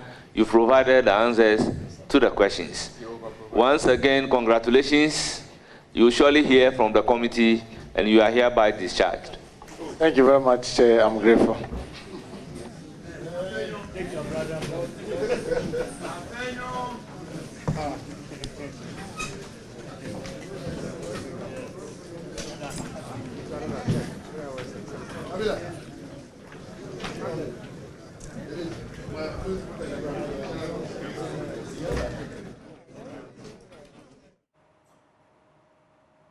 Hello there, and you have just been watching the vetting of the Minister-designate for Interior, Alhaji Muntaka Mohammed-Mubarak Mohammed, and he is the Member of Parliament for the Asawase constituency. Just ended quite a grueling vetting over there. And a few things that came top during his vetting would be that from 2016, there have been no fire tenders that had been procured for the Ghana National Fire Service. It's somewhere that we ought to pay attention to, especially during the Christmas and even the season. The Ghana National Fire Service have seen a lot of fire breakouts in the country, and even as of this morning, one in Kumasi. And a few things as well I'll just bring to your attention. He's been mentioning that recruitment into the various security services is critical and that he will improve on that if he successfully goes through the vetting and is being accepted. And he also says that he'll ensure that he'll eliminate excessive partisanship in the security services, which he says is currently the situation. He also mentioned that if approved, he'll review the promotion of officers, and as well, he'll ensure fairness and equity in the promotion of officers. A lot of things he's been mentioning as well. He says that will ensure that police officers on duty will have their body cameras, something that we all have been looking forward to as well. We definitely will keep an eye on that. Also said that he'll need to fast track all the documentation of state lands, and he saw how the minority leader stayed on that, especially because of some of the few things that Ora has been pursuing, and been bringing our attention to the fact that it just might not be a crime to have a public worker also own properties in some designated areas, especially in cantonments. And that was quite some cross-checking over there, almost looking like a witness in the box with a lawyer cross-examining. But also says that we need an independent police standards bureau. He also says that we need a land border strategy for the immigration services. A lot of things have been said today at the vetting. Another thing you can pay attention to as well is says that he is going to pay close attention to the Ghana prison services, especially what he would do. We definitely will get to know if he is given the nod. He says that he will leverage the Justice for All program to decongest our prisons as well, and says that he'll ensure we'll find solutions to all the decongested prisons in the country. And I already brought your attention to how some fire tenders have not been procured since 2016 after those sets had been procured, and that he's going to pay attention to that one as well. He also mentioned that we'll need to empower Peace Council to continue their work. Not new, but a gentle reminder of what the Peace Council has been doing. He also says that it will ensure the use of small arms is minimized across the country, an area that has been great concern for all Ghanaians as well, and says that will ensure the proliferation of arms is also very minimized. You want to pay attention to that. Said that we need to strike a fair balance when it comes to the promotion of officers in the country, especially in the service, which means that he's rehashing that whoever needs to be promoted will be promoted fairly and equitably. He also says that he'll ensure those involved in violence are prosecuted. And let's not forget the fact that he also been commending the Ghana police on their performance during the 2024 general elections, and also says that I'll work with the chieftaincy ministry to address chieftaincy-related conflicts as well. And maybe finally says that he definitely will ensure that we have CCTVs in all of our police stations. This is just a brief and a wrap of some of the things that he's been assuring the committee during his vetting, and that would be Alhaji Muntaka Mohammed-Mubarak and the MP for Asawase constituency, hoping to get the nod for the Minister for Interior. You're still watching the Joy News channel. This one was quite a special requisite so that we are able to vet our interior minister, especially because of the security state of our country. It wasn't one that we knew of, but at least it was quite a special one that he had to do today. And so we brought you the live coverage of the vetting of Alhaji Mubarak Mohammed-Muntaka. Today, we are quite unsure. If there's another one, we'll definitely bring you. But just a reminder that the vetting of the regional ministers that we earlier announced has been postponed and rescheduled to next week. And trust us to bring you the coverage of all of that. Thank you for joining us. There's more on the Joy News channel. Please stay with us.